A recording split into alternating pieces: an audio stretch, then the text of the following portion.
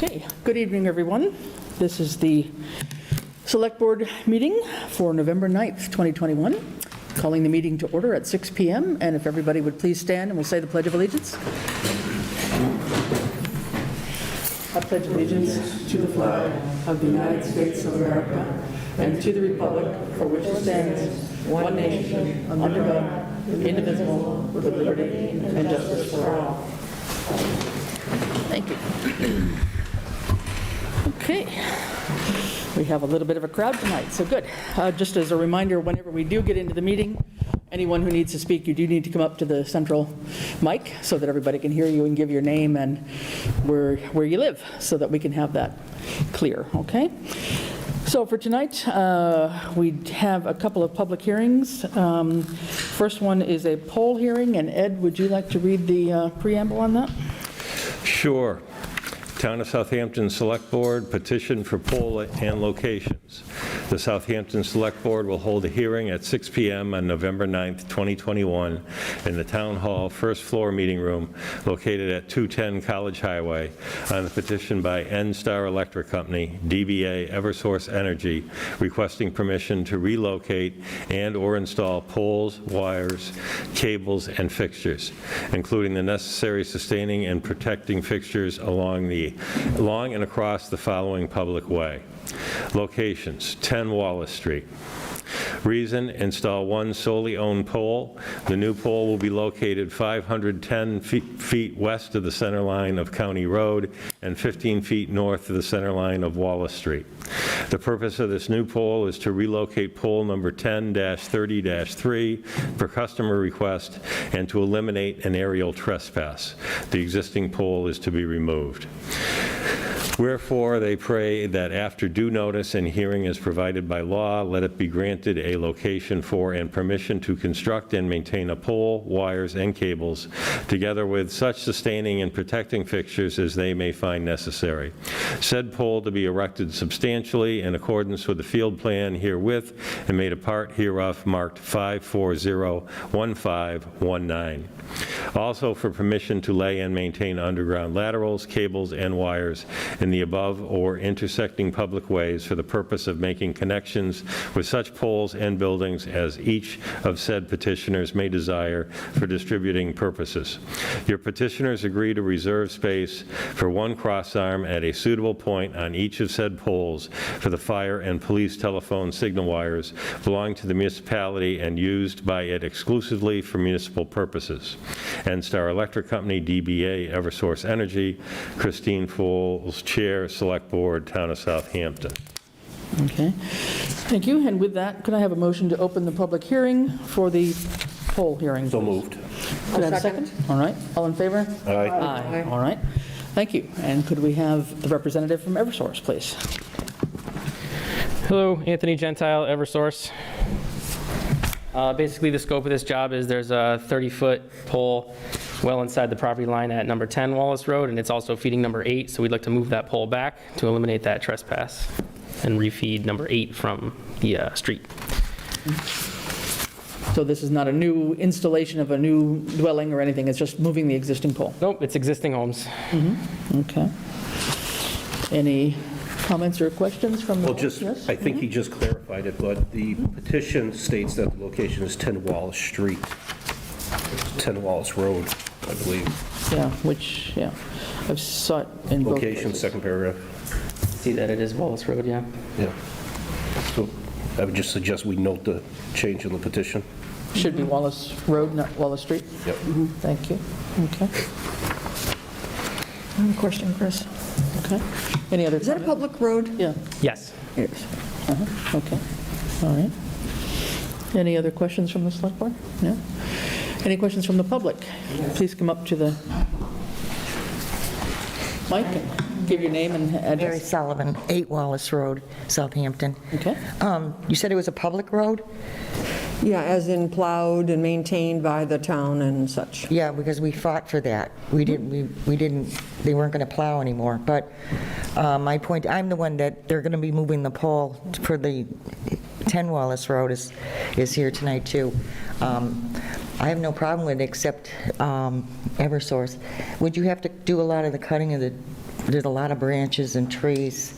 We'd have to trim a little bit, yeah. Yeah, okay. Yeah, I wanted to make sure that was, Yeah, we need about 3 feet to, yeah, away. okay. So it just kind of disrupts the electricity for a period of time while you move it, or no? Shouldn't really, No? they're gonna plant it and transfer it over, so I don't think there'll be an outage. Oh, great, good. And also, would that be done this time of year? Or is it? Probably end up on the schedule the next 4 weeks. Oh, great. That's what I wanted to know. Thank you. Thank you. All right, any other comments or questions from the public? All right, if not, no other questions? Okay, could I have a motion to close the hearing, I believe? So moved. And I'll second. All in favor? Aye. All right, and with that, could we have a motion to approve this? Motion to approve the petition as amended. All right, I'll second it. all right, all in favor? Aye. Aye, all right, thank you very much. We appreciate that. All right. All right, secondly, we have another public hearing tonight, a joint meeting with the Board of Assessors. This is a tax classification public hearing. Could I have a motion to open the public hearing? So moved. Second. All in favor? Aye. All right, and the Board of Assessors, if you have a quorum, could you call your meeting to order, or? Okay. All right, then we'll turn it over to you, I guess.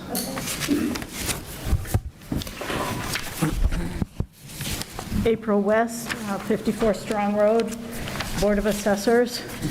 So I know we have a couple of new Select Board members, and this is your first tax classification hearing. So I don't know, did you have a chance to read through this in your packets? Yes. Okay, so the Board of Assessors is recommending that we continue as we currently are with a single tax rate, and that will allow us to be able to go ahead and set our tax rate very shortly. So do you want me to read through this? I think for the record? if you could kind of, not word for word, but kind of generally summarize, I Okay. think for the public that's watching, I think it would be very helpful to Okay. understand this in more detail. Okay. The decision of the Select Board tonight as to whether we stay with a single tax rate is what we're looking for in this public hearing. So there are different ways of taxing properties, and that we have several options in Massachusetts.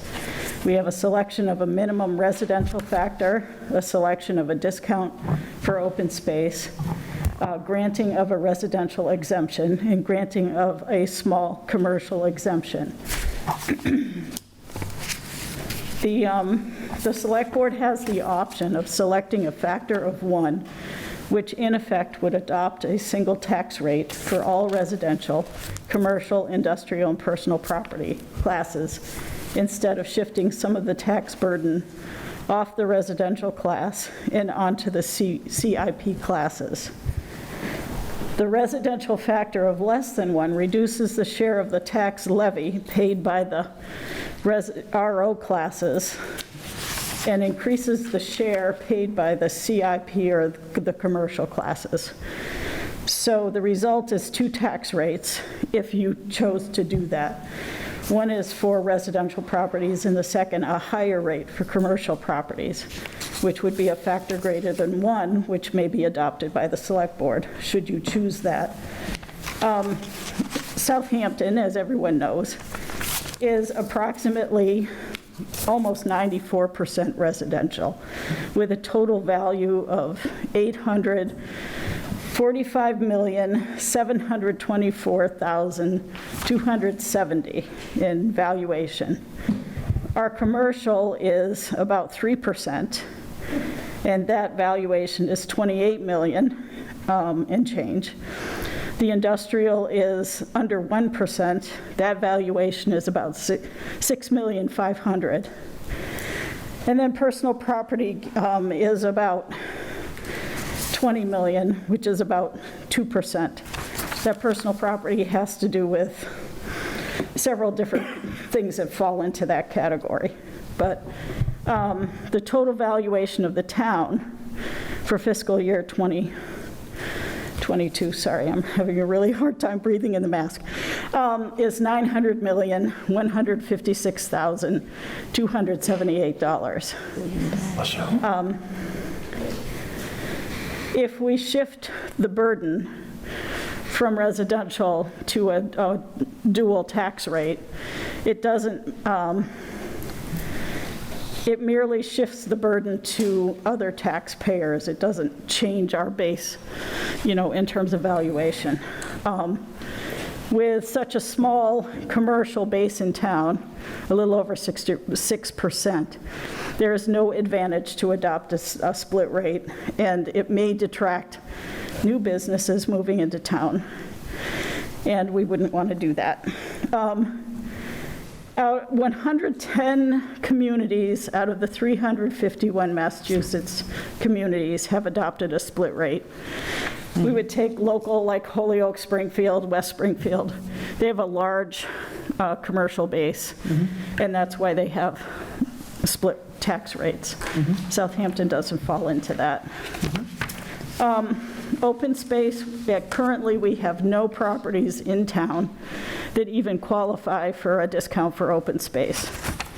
So open space are pieces of land that are not designated under Chapter 61 or under agricultural protection or conservation protection.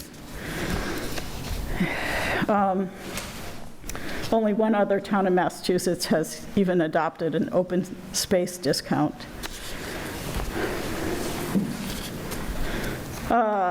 Selection of a residential exemption. So the Select Board may grant a residential exemption to all Class 1 residential properties that are the principal residence of taxpayers as of January 1st, 2021. Adopting this increases the residential tax rate and shifts the residential tax burden from moderately valued homes to apartments, summer homes, and higher valued homes. This exemption may not exceed 35% of the average assessed value of all residential parcels.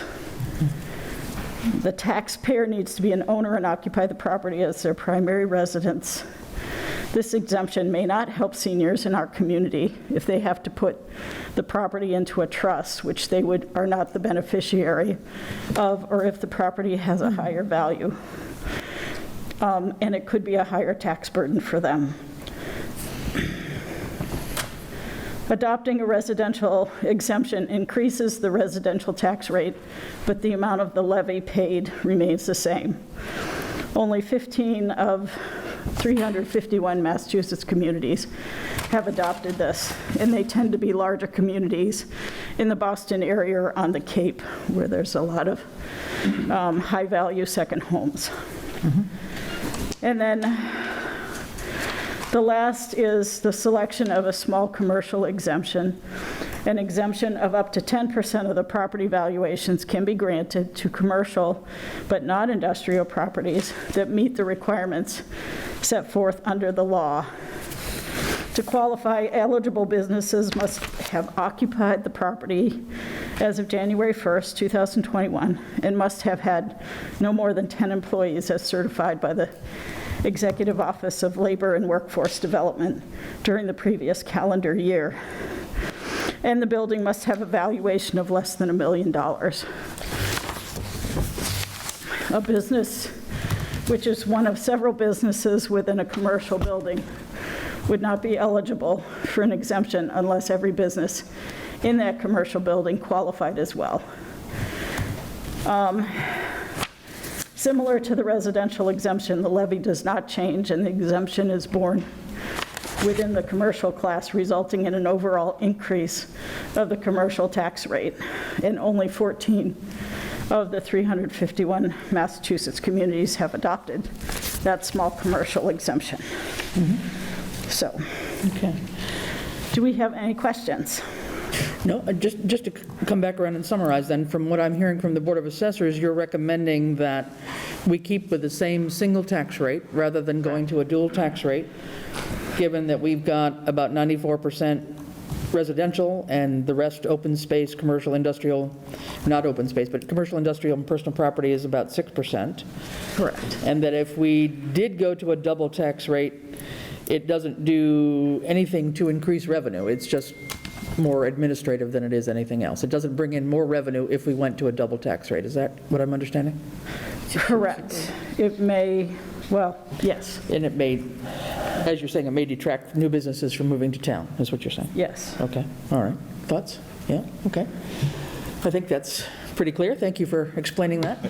Yeah. I have John, three questions, and just more clarification on my part. The residential shift, can it only benefit residential? It can't go the other way? You can't alleviate commercial and put that burden on residential? Correct. Okay. Well, you can? Yes, you can go the opposite of what one single, if you go lower, Okay. you do the opposite of that. Okay. Within the packet was provided to us an assessment classification report. Yes. I'm not familiar with these codes. Is one of these codes, do they represent the farm property? I'm assuming they'd be under residential. So, go ahead, Dave. The 61A land, Dave, could you come up to the mic? Sorry. Just so that people can hear you at home, otherwise the mic doesn't carry very well. Just introduce yourself. And introduce yourself, too. Dave Arnold, Board of Assessors. The answer to the question is under the property type, on the left-hand side, the Chapter 61 land, Chapter 61A land, and Chapter 61B land. B is recreation. That's the representation of the farm, forest, and recreation land. Okay. And then my last question, and I don't know that it can be answered tonight, but on that same form down the bottom, it indicates there's 92 exempt parcels. I'm guessing Town Hall is one of them, and then there's other nonprofits within the town. Is it possible to get a complete copy of those 92 parcels? Yes, we can do that. Thank you. Would that include veterans and that kind of thing? The parcels themselves are churches and town hall, fire, things like that. Correct. Or I'm just looking for a complete We can get an list. easy list. Yeah, I can do that for you. Perfect. Thank you. Okay, thanks. Any other questions? No. Joy, Rini, Francine? No, I just want to add to the fact that, surrounding communities are also single-rate tax communities like Easthampton and Northampton, which has a lot more commercial enterprises than we have, but nonetheless, we want to get what we can get. We certainly don't want to, discourage anyone from starting businesses in Southampton.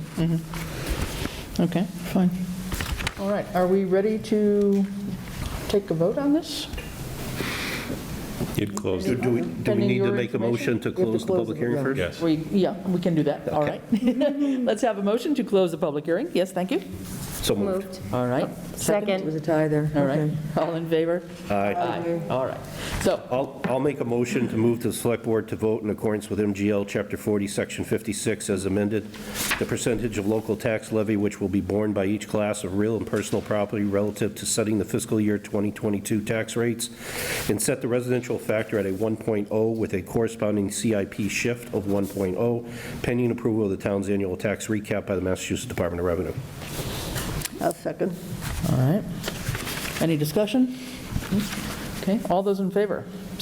Aye. Aye. Okay, Chris, can I just say something? thank you, yes. I just wanted to say thank you to April West and also David Arnold and Darcy Gasparini on the Board of Assessors. We don't have a principal assessor right now, and they've been doing a wonderful job, carrying along with the work of the office. Yeah, Thank you. thank you very much. Yes. Good, okay. So, thank you. So that ends our tax classification hearing. We appreciate that. All right, we have no formal presentations this evening, but we do have, as usual, a few minutes reserved for open time for the public. If anyone has anything that they would like to address to the Select Board.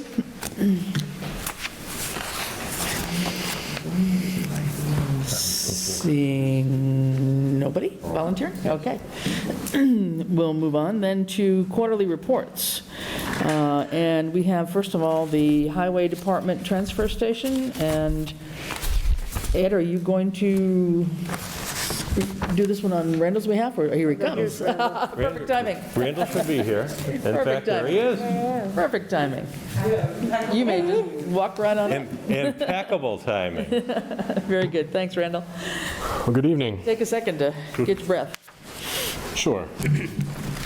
So, thank you also, in the meantime, for the written reports. For everyone who submitted written reports, that really is very helpful for us to take a look and get a sense of things ahead of time, and that helps us if we do have questions, we can kind of not be totally at the last minute with our thoughts. So, Absolutely, yeah. And like I said, I don't think I saw any questions, but if you ever do, please reach out because I can prepare a more thoughtful answer than off the top of my head. Right? Actually, I've been working most of the day on edits to it because a lot of stuff is happening. Okay. So I guess I'll jump in. Sure. Randall Kemp, Highway Superintendent. Glasses. So I got another email today about the cemetery sidewalk. I don't know if Ed knows more about it than I do, but it looks like DOT has kind of held up our access permit.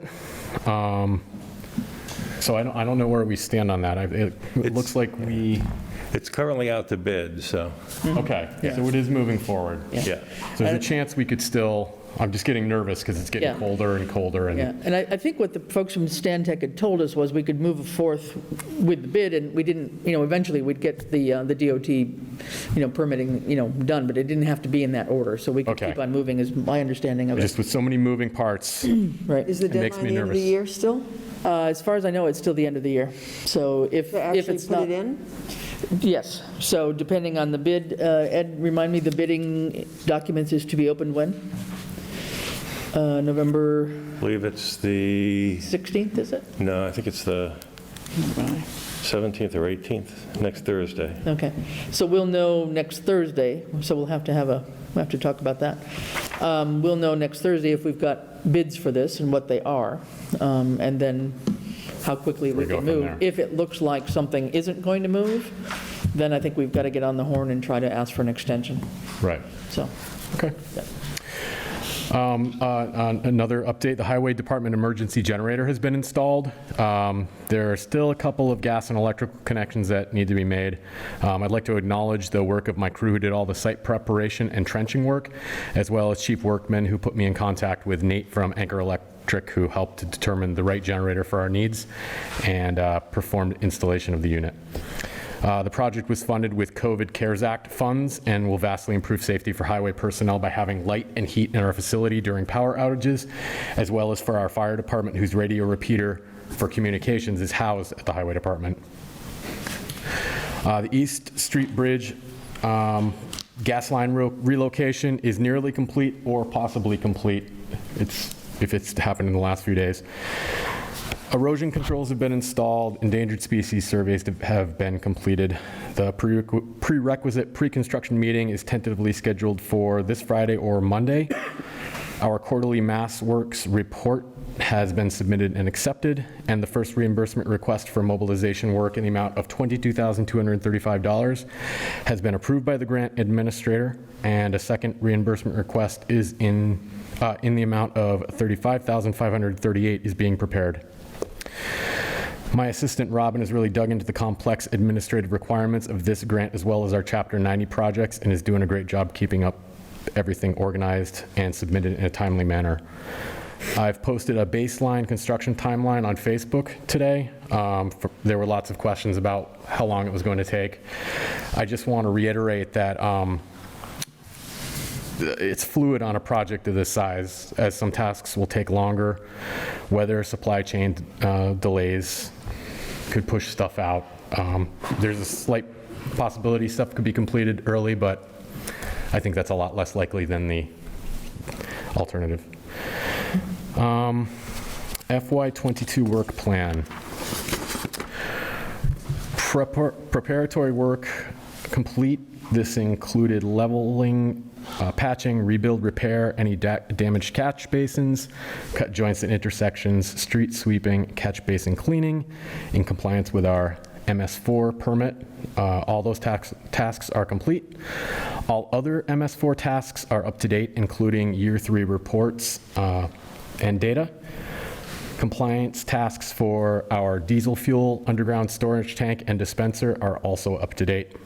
Chip seal 20% rubber modified has been completed on Pequot and Cook roads. Mill and fill paving of Hillside Meadow is complete. A paved level overlay of County Road North and Pleasant Street is complete. We've done line painting on County Road, Gun Road, Coleman Road, Riverdale Road, Middle Road, Strong Road, Valley Road, Pequot Road, Cook Road, Hillside Meadow Drive, and Pleasant Street. In the last week, we've tuned up some of the gravel roads in town, Crooked Ledge, Foamer, Maple, Old County, and Wolcott. We try to grade these roads once a year, but we currently don't have the resources to accomplish that this year, so we're tuning them up as best as we can, just back drag them.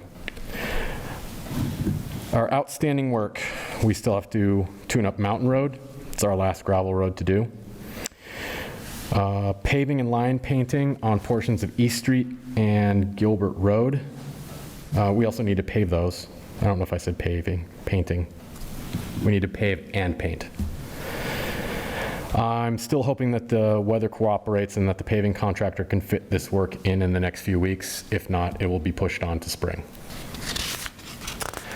We have a chip seal for a portion of Foamer Road and also prep work for a chip seal of Crooked Ledge Road. These 2 projects will most likely occur in the spring. For budget, spending status, and concerns, on our revenue side, we have collected $3,920 in permits. That's $400 in trench, $1,680 in curb cut, $1,760 in right-of-way, and $80 in punitive fees and fines. As we're all aware, the override didn't pass. This override included much-needed investment in our infrastructure. A debt exclusion for purchase of a replacement snowplow truck, also did not pass. As you can see from our vehicle replacement schedule that I sent you, Southampton residents face some real challenges as to how they're going to fund replacement of public works heavy equipment. If services we have been able to provide in the past are prioritized as something that they want to continue into the future. While we have been able to replace 3 pieces of equipment in the past few years, we still continue to fall behind, pushing off replacement of old equipment, kicking the can down the road, and inflationary pressure and higher mechanical costs result in money poorly spent, in my opinion. As an example of this, we've already spent $29,697,000 of our machinery maintenance account, which is 42% of our yearly appropriation, and we're not even halfway through with the year. I picked 5 big repairs we had. Our 2016 Ford F-450 needed $9,521 to repair emissions and brakes.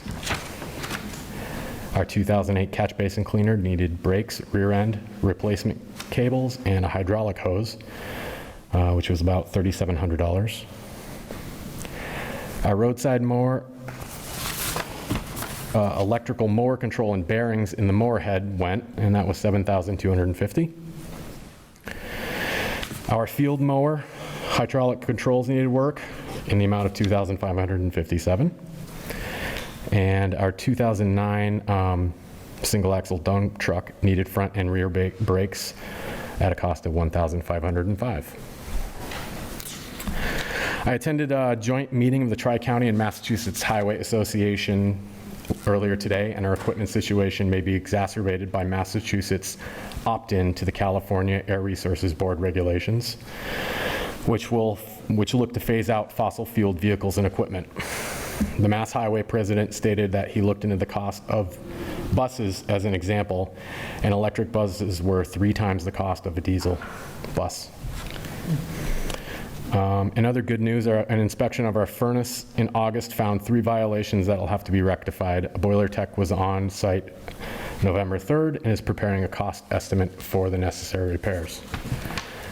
This is an unanticipated expense and will likely put us over in our building expenses account. And I need to take a drink because I'm talking too fast. Good. Do you have any questions so far? Yeah, why don't we take time to have a couple questions? Yeah, Sure. Go ahead, Rita. You said paving East Street, we all know it's pretty bad. What part of it's going to be done, knowing that the bridge is about to be demolished? What parts of? Are going to be paved? You said paving and putting lines on. So I'm doing about $150,000 of our Chapter 90 money, which is like half of our Chapter 90 money for the year, on some of the most highly degraded sections. And roughly, if you have a mental map in your head, it's from Route 10 to almost the bridge. There's a bad section there. If you go up the hill from Strong Road, right as you crest the hill, it gets really bad, pretty much all the way to the bottom of the S-curves. And then as you go up the S-curves is a short section that's okay, and then most of the rest of the S-curves need some. And a smaller section around the corner past Bashistas, there's a sharp corner. Those are the ones I plan to do. I would love to do the whole road, it's just not financially possible. Yeah. I mean, it would take too much money for what From Route 10 we to the need to do. bridge. It needs to be rebuilt, and we're working on it. And that's something you're hoping to get done as long as the asphalt company is still working, is that right? Yes, the overlays on East Street, yes. Yeah, I'm hoping to get it done this fall, but if not, it'll get done in the spring. And we're still on track to get funding in 2025 for that. As far as I know, yep. Yeah. Another question that has to do with that, has there been a plan developed for emergency planning around, for example, people that live just on the other side of the bridge, or has there been a meeting to discuss? I know it's not exactly your area, but I'm just, Well, I've worked with Chief Workman in Illingsworth. Yeah.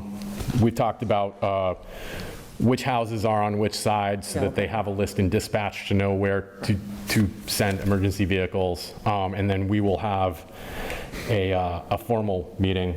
I think both the chiefs will be at the pre-construction meeting as well. Exactly, which will either be this Friday or on Monday. okay. And last, about this replacement, how come there's nothing down there for 2022? For 2022. Well, 44,000, like, So we'll get to the chart in more detail, Okay, because I all think right, that's got a sure. lot of clarity Okay. that we might need. So let's just focus on the information provided so far. Yeah. I just wanted to ask a question. I know you've been looking for a mechanic for quite some time. Yep. Would all of these, would a mechanic on staff been able to do all of these repairs that you have listed here? Unlikely, Okay. yeah. And do you think having a mechanic would be able to extend the life of some of the equipment that you currently have in the event that we can't get everything on your replacement schedule? Yes, but I think everybody understands that I the more you're just putting more money into keeping something rolling, and it's I know. I know. frustrating. But it looks like, an important position in terms of your budget, since we're not even halfway through the year yet. Right. Okay. It's hard to make a correlation because the fleet continues to get older. We haven't had a mechanic, but I don't know where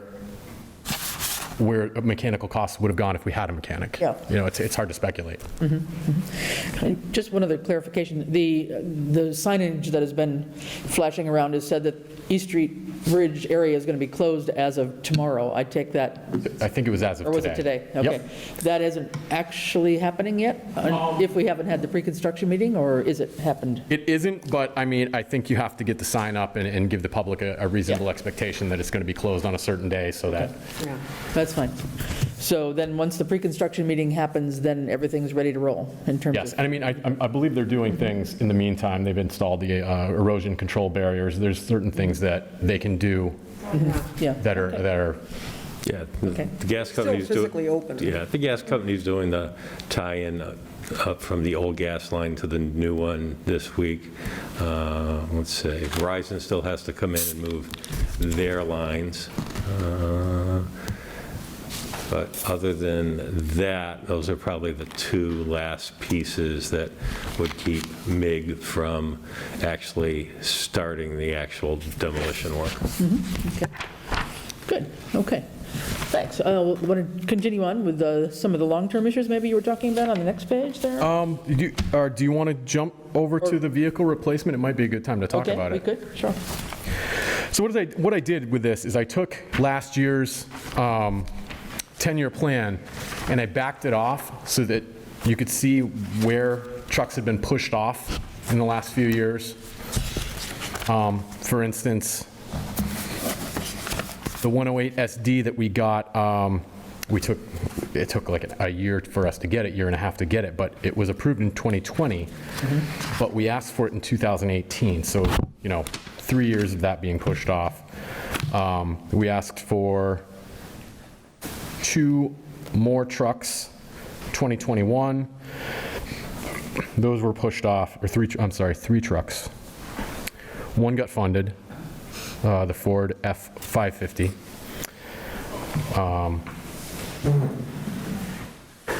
2022, we pushed everything forward, so then we had 4 trucks we needed to replace.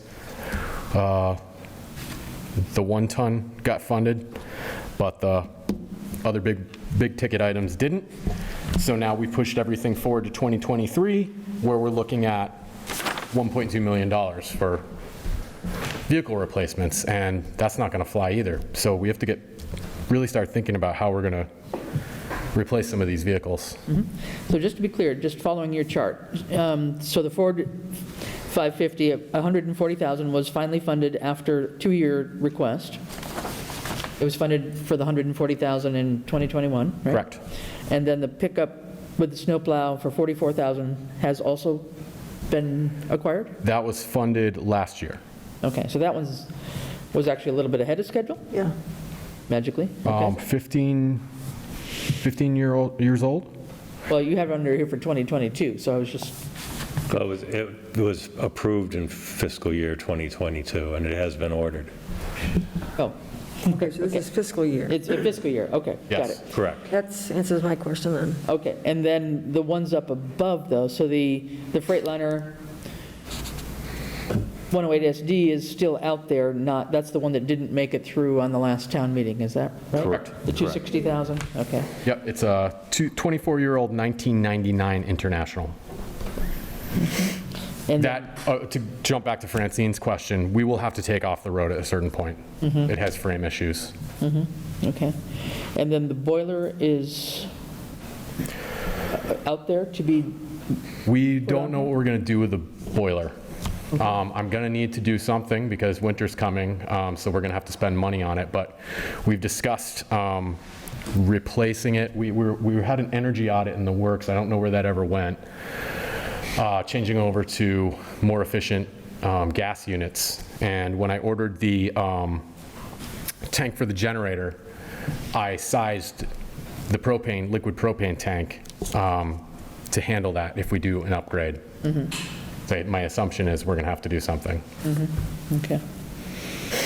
Okay, and then the other ones that would need to be dealt with are a loader with snowplow, and this would be a second Freightliner, so 108 SD with a sander, Where are we? 2023, Okay, I've got, replace the 24-year-old 1999. yeah. And then add one, The boiler is a verbal quote that is a shot in the dark for that. The second single axle dump truck is a 27-year-old, or no, that's not it's a, hold on. Loader with snowplow.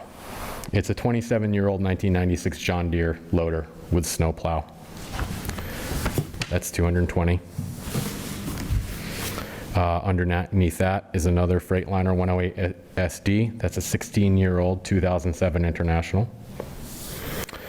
so there would be 2 of those, if you got the one that is up above plus this one, right? So you've got one to Right. replace it, it's And 24 years old? I'm just showing Yeah, based on a 12 to 15-year lifespan on these trucks. We're getting much more if you look up there. Right. 24 years, but I think that's less than ideal. Yeah.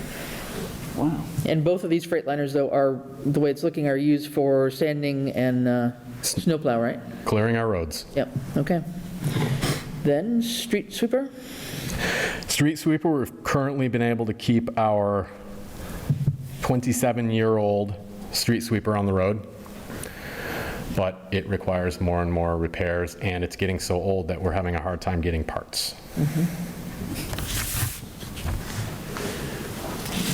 Well, the good thing is they qualify for antique plates, so you don't have to get inspections anymore. Okay. Thank you, John. Reduced insurance too, right? So the street sweeper, is that the 250,000 recommendation there? Rough? Yeah, and these are rough numbers that were gathered years ago. I don't know what current prices are.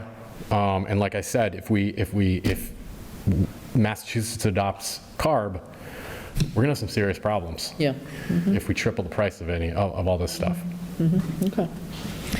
And then the last one in 2023 is another Freightliner catch basin cleaner. So this is different than the other two Freightliners? It is. International. How old is catch that basin. puppy? So that will be 15 years old. And it has more, so basically, we put a plow on nearly everything, not the street sweeper. But if you can use it to control snow, Yeah. we put a plow on it. So the catch basin cleaner, which also, it's got a clamshell, it cleans out the catch basins as a requirement of our MS4 permit. It's a little more expensive unit because it's got a lot more going on with the tower and the claw and all the hydraulic controls. Okay. And we put a drop-in unit in that for sanding. Okay. Okay, so that takes care of 2023 in terms of the list that you've got there. Okay. Right. Yep. Then jumping over to 24. Yep. In 2024, I'll have a 25-year-old box truck, 1999 Ford E450. I'll have a 16-year-old 2008 John Deere 410 loader.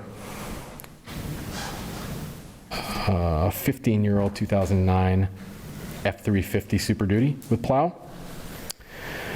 And the diesel tank, which I've been told has a 30-year lifespan, will be 30 now. 30 now. It'll be 32. 30 years now? So we'll have to figure out what we want to do there. Okay.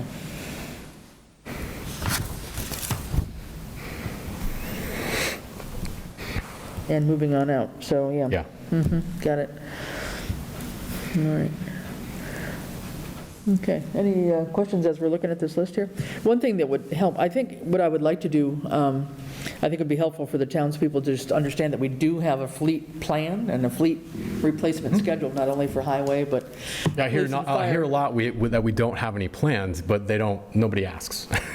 True. We have plans, we have But payment here's preservation plans. A we have- schedule, of what at least is needed at the moment from your perspective, to be able to make that, public on the website. So what would be helpful is just to have as you've been saying, a 27-year-old, whatever, and just to have that, maybe it was a column here, but it's missing on our version, I don't know, just how old the things are, so we have a better sense of how, Just. It's in the notes move the section information where it says in the what it's last column replacing. Over to, yeah, over to it's, this, I guess, okay. the description. That would Yeah. make it easier for people to Yeah, understand. so, whatever, yes. I would also say that, I'm sure they have this, but I think in Randall's particular case, this entire report should be forwarded to the Capital Committee and asked to meet sooner rather than later, as they still have not yet met this year.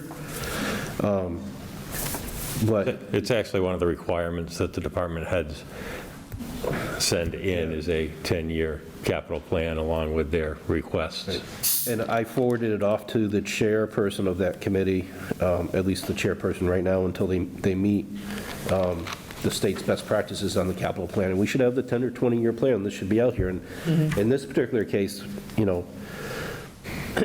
because Randall's standing here between, 2023 is just never going to happen.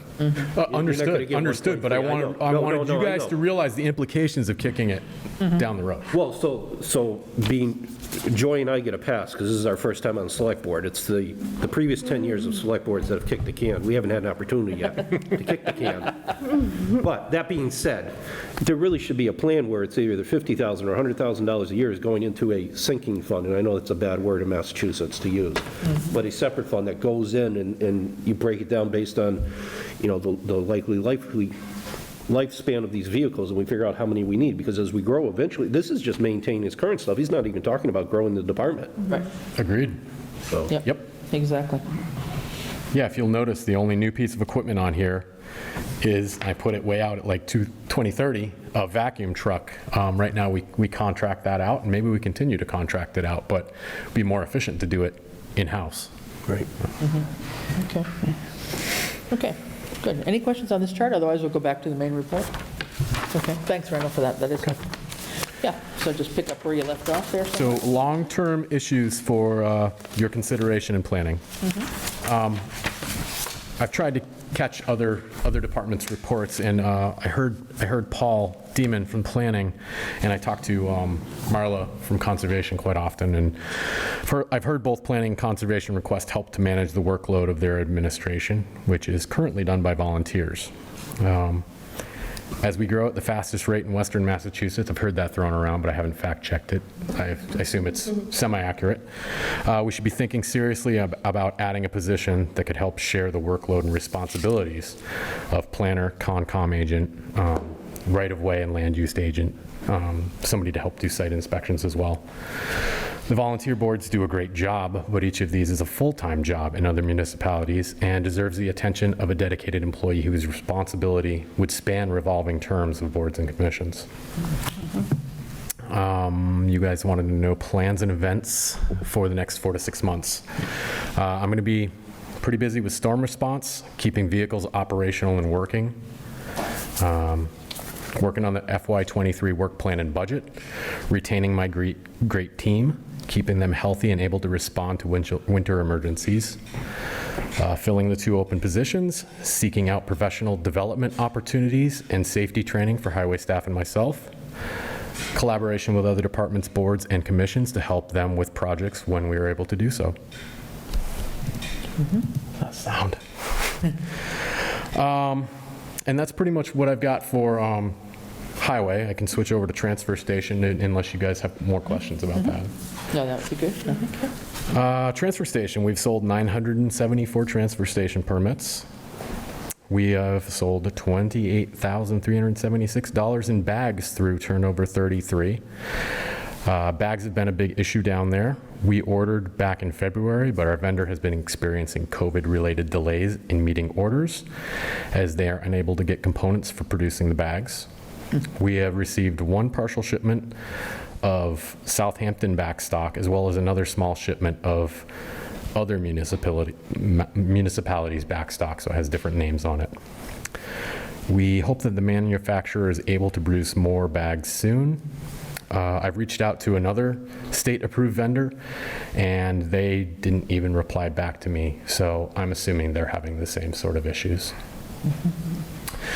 The governor has released his 2030 master trash and recycling plan. It includes mandates for textile and mattress recycling. Southampton is ahead of the curve in these 2 areas as we utilize mass DEP grants to implement a mattress collection program several years ago. And we have been encouraging residents to utilize the textile collection boxes at the police and transfer stations, as well as the one in the church parking lot, to keep clothing out of the waste stream. I just switched over to a new textile vendor in July. We had previously used DARE donation boxes at the police department and transfer station, but in talking to Chief Illingsworth, they weren't getting funds back from DARE. So I sought out a new vendor that does provide funds back into the transfer station enterprise fund. So what that does is it subsidizes the ever-increasing cost of operations down there. So hopefully we can keep our fees level. You will see an article on the town meeting warrant for replacement of the recycling containers on either side of the catwalk. These must be replaced as they have degraded to the point where our trucking company is threatening not to pick them up.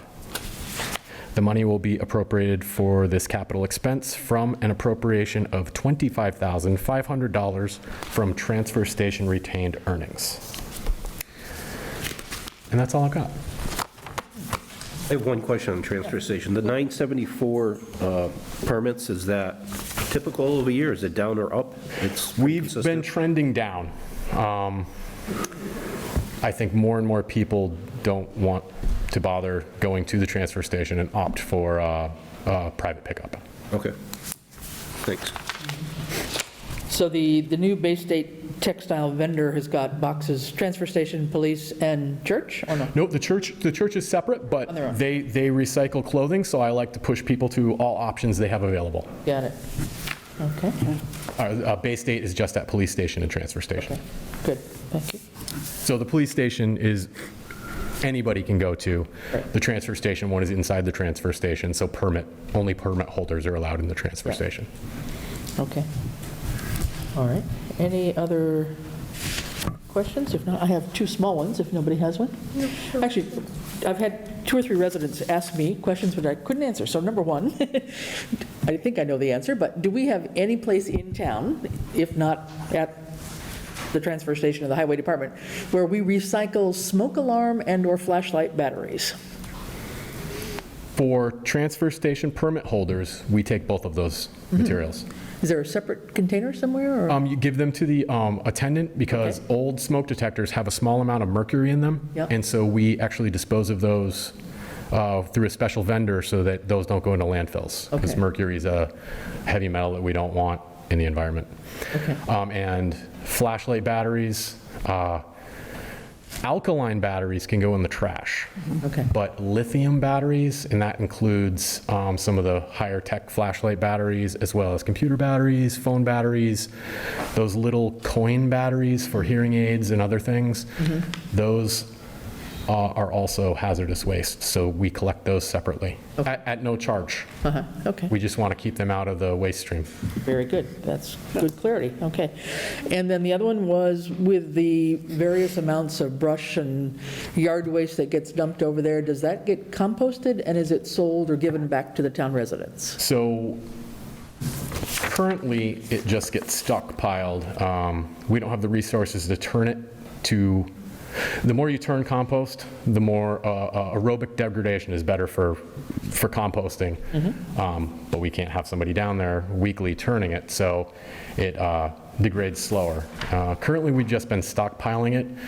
I've had tried to get a grant for a soil screener a couple times through DEP. It's a service that I wanted to, it would be great if we could give that back to people, provide it to residents. I have not been able to make that happen yet. Okay, good. Okay, thanks. There will be something that, I won't mention it until, there's a composting program coming, but I don't have it finalized yet. Okay, good. All right. Anything else? All right. Thank you, Randall. Really appreciate it. That's a lot of detail, a lot of good information. Really gives us a better sense of the challenges you're facing, and thank you to all the guys for maintaining and doing what you're doing. I know I've seen them out. I know it might have been, I guess it was a contractor probably, but I know the striping of the road came down Gun Road at about 1 in the morning, so they were working all They night. do it overnight. My guys do the stop lines, though, so we have a little machine that does the smaller ones. Very good. Yeah. And any residents who have any questions, please reach out. I see stuff on Facebook, and it infuriates me that people spread incorrect information when all they have to do is reach out. Great. So, Absolutely. Thank you. Thank you. Appreciate it. All right, thank you. Okay, next, how about Board of Health? Kate Rooks, please.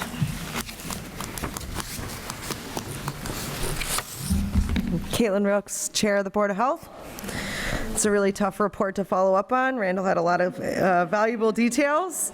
For the first quarter at the fiscal year, we want to report that the health agent has performed 15 percolation tests, 21 Title V inspections, and 17 septic plan reviews. It's been very busy. The real estate market is booming, and so there's been a lot of home sales. Food and restaurant inspections have all been completed once, and 4 have been done a second time, and the requirement is that 2 are performed for each restaurant each year, and permitting inspection has taken place for all food trucks in town.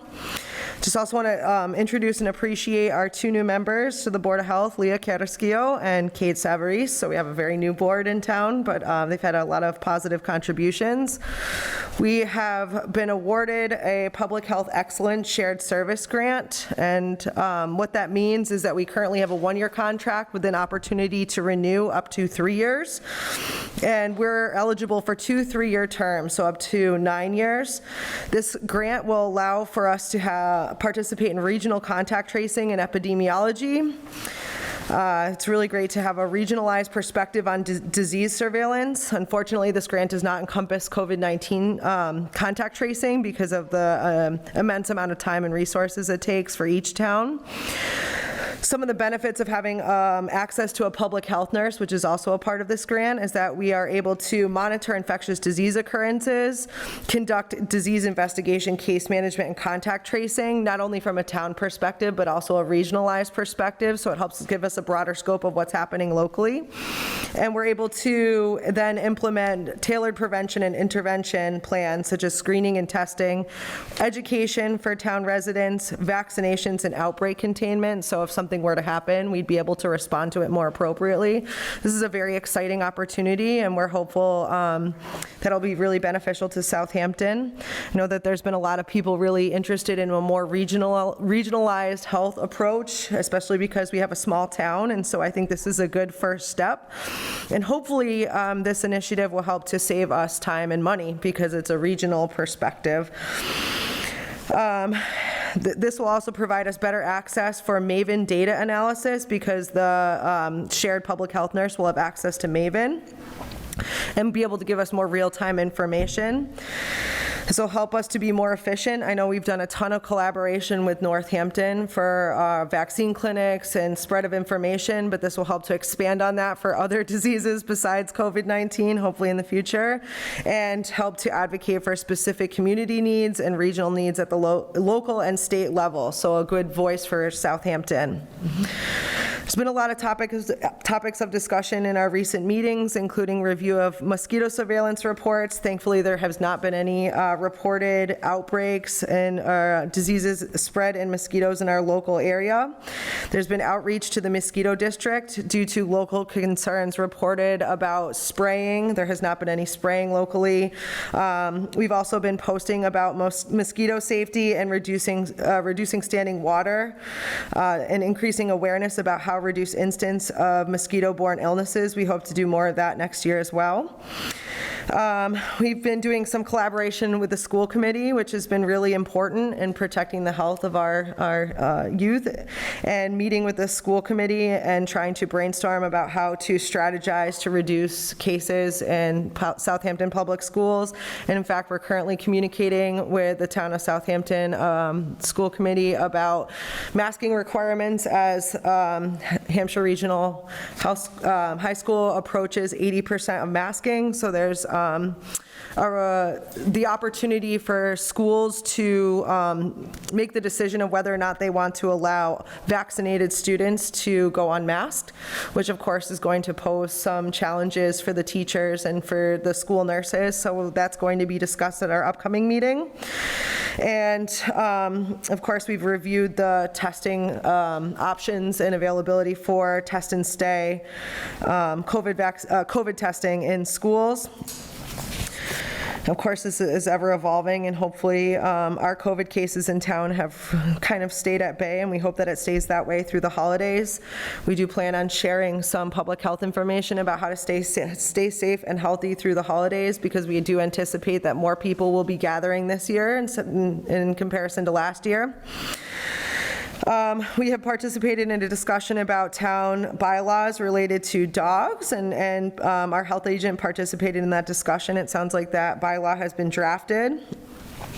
There have been a few tobacco violations in town, which resulted in a couple $1,000 fines, so money that will go back to the community.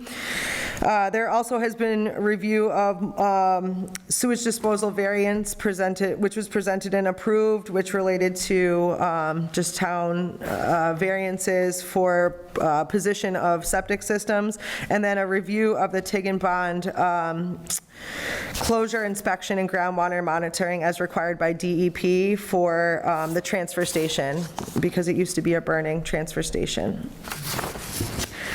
So our current priorities and activities, of course, we're prioritizing needs related to the COVID-19 pandemic. Our MOU, which was recently reviewed at our last meeting, will cover contact tracing through June of 2022. So those funds will be covered through CARES Act through the end of the year when those funds expire. And after January 1st, those funds will be covered by ARPA through June of 2022, and hopefully to be reviewed at an upcoming meeting.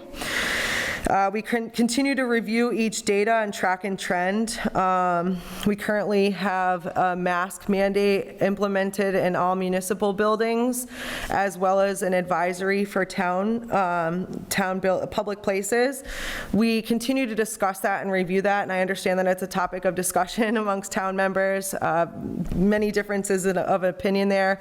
Some people feel like the guidelines are too stringent, but some people feel like they're too lax, and that there should be a guideline implemented for all public buildings to have masks required in indoor spaces.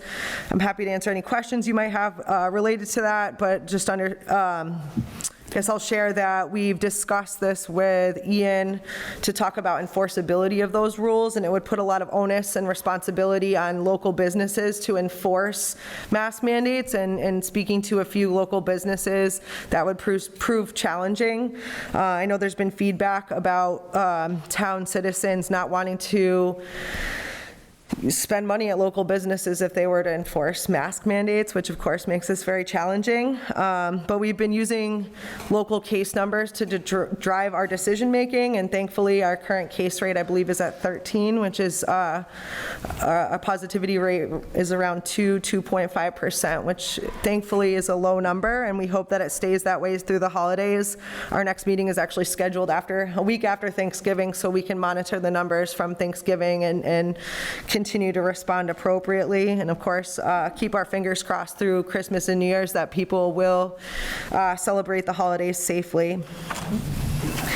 We continue to promote vaccination and sharing of local vaccine clinics. Most recently, children between the age of 5 and 11 are now eligible for vaccines and boosters.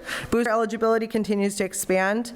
There's an upcoming COVID vaccine clinic at Norris School, and a couple of us from the Board of Health, I believe, will be participating in that to help vaccinate. I just was reading an email about that, but that's a great opportunity for us to get our school children vaccinated as families are willing and able to participate. As far as our budget spending, so in pulling up our budget, we've been spending relatively conservatively, especially related to the SHARPS program. So if local town residents have SHARPS at home, we do accept them. You just need to call the health department. Our goal is to really minimize SHARPS that are being disposed of in the trash for safety of everybody, especially public workers. So if you have SHARPS, please just call the health department and we can help you dispose of them appropriately. We did appropriate $5,000 to the Mosquito Control District, which we will continue to review, and have tried to respond and answer any questions that people have had about this participation. They do continue to sample mosquitoes across the state to monitor for disease prevalence, and I think we'll be reaching out to them about any potential educational opportunities for the upcoming year about how to reduce the likelihood or reduce the prevalence of mosquito-borne diseases. There's no current expense concerns reported by the board at this time. As I mentioned, we have the contact tracer funded through June, and we'll have to reevaluate that based upon the need. Our health agent continues to be able to meet the demands of the permitting and percolation tests as scheduled. It's been really busy, but she's been able to complete all the septic plan reviews as needed. There's regular communication between the Board of Health, the contact tracer, and the health director related to issuance for letters for quarantine guidance, which does take up a lot of Jerry's time. But of course, if we can keep the case numbers down in town, then that burden remains manageable. Our plans for the next 4 to 6 months, we continue to monitor the prevalence of COVID-19 in our community and reevaluate our ongoing contact tracing needs. We'll continue to revise the masking requirements in public buildings and advisory for public places. We continue to review that each meeting, but given the holidays approaching, we really probably will act conservatively through those holidays because there will be many more people gathering. And we also are noticing, because of the weather, that there's a lot more people spending time inside, which of course increases the risk of spread of COVID-19. Our goal is also to maintain good communication between other town departments, especially the school. And I know that there's been a push for us to have meetings here at the town hall, which we will be doing. And Ed, we're going to be working on making sure those meetings are live so that people can view those meetings. I understand we have to set that up with Easthampton Media. Another priority is timely completion of required inspections and testing. And most recently, we had concerned citizens bring forth some concern about Hampden Ponds because of an increase in algae and risk for adverse health outcomes for residents around Hampden Ponds. So I know that's something that's going to be reviewed. I know that they're looking to involve some folks to maybe revisit that as an option for expansion of sewer around Hampden Ponds because it seems like it's stressing the natural resources and increasing the risk of algae, which can affect the health of the pond. We continue to promote advocacy for COVID-19 vaccinations. As I mentioned, we share on social media. We are trying to get involved in local vaccine clinics, encourage participation in flu vaccinations, and reducing the risk of mosquito-borne illnesses, and as well as any other prevalent issues that may arise. Any questions? No, thank you, Kate. Great job. Very much, very comprehensive, thank you. Anybody for Select Board? I just want to mention that there's also a vaccine clinic at Hampshire Regional coming up, and also Gateway Regional, and the Northampton Health Department is doing, like vaccine clinics pretty much every day of the week. So just log on if you need to get a booster. And I believe at the pharmacies now, the boosters are pretty easy to schedule at both CVS and Walgreens, from what I've seen. So we encourage people to keep on doing what they need to do. Just one question / comment. Just regarding the contact tracing. Yes. True that the ARPA, the CARES money has been used through, or will be used through December. Correct. I think it sounds like it's a request to use it from January to June. We haven't made decisions on the use of the ARPA money yet, but. Thank you for clarifying. We did advocate for that to be considered, just because we really do need to have dedicated contact tracing resources. I'm not sure who would help to provide those services, as the Public Health Excellence Shared Service Grant will not cover those services. Okay. Would it be an option to arrange something to do month to month based on the prevalence or the need for the contact tracing, rather than, lock in for 6 months? Is there any way to go month to month? I think it certainly could be considered. I think the challenge with that is if you're meeting month to month from the select board perspective, then you actually don't know what the prevalence of the COVID-19 contact, or prevalence of the disease would be, and also the requirement in hours for the contact tracing. And it's not paid for by case, it's paid for the service, right? So we're not really basing our current contract on even how many hours are being spent contact tracing. Sure. I'm not suggesting that we would make the decision, but the Board of Health would make the decision, but in some type of a flexible arrangement in the event, and hopefully we get to the point where we no longer need contact tracing services, not for any reason other than the health and the welfare of the town is in good shape. That's my only thing. Yep. I think at this point, the most recent vote was to approve it or consider funding it through June, and then I agree that it certainly could be reevaluated after that.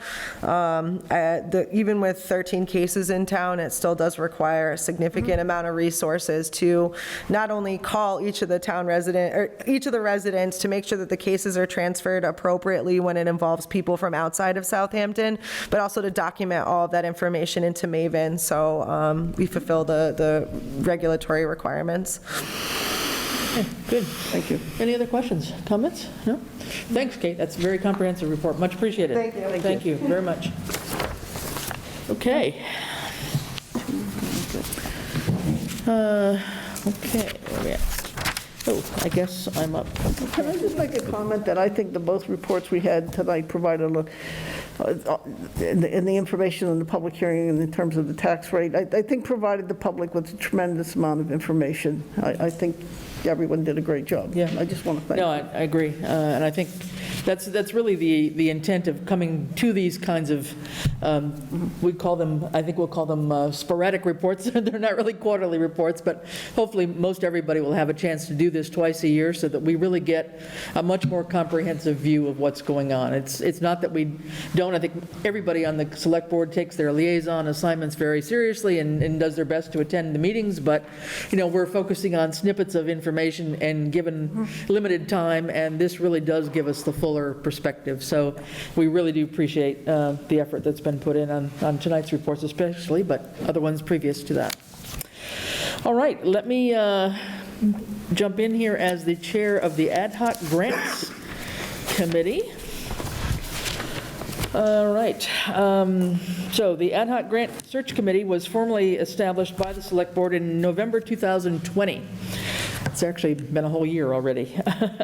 And basically, just to highlight, the main thing was to basically research grant opportunities for Southampton from federal, state, local, foundation, any kind of resource we could, and not just focusing on a COVID-19 focus, but much broader than that, and to work with town department heads, committees, boards, and commissions to see if there are needs that they have and whether there might be grants that would be a good match for those needs. And then we would also try to focus as being, I guess I would say, an advocate to keep the process moving.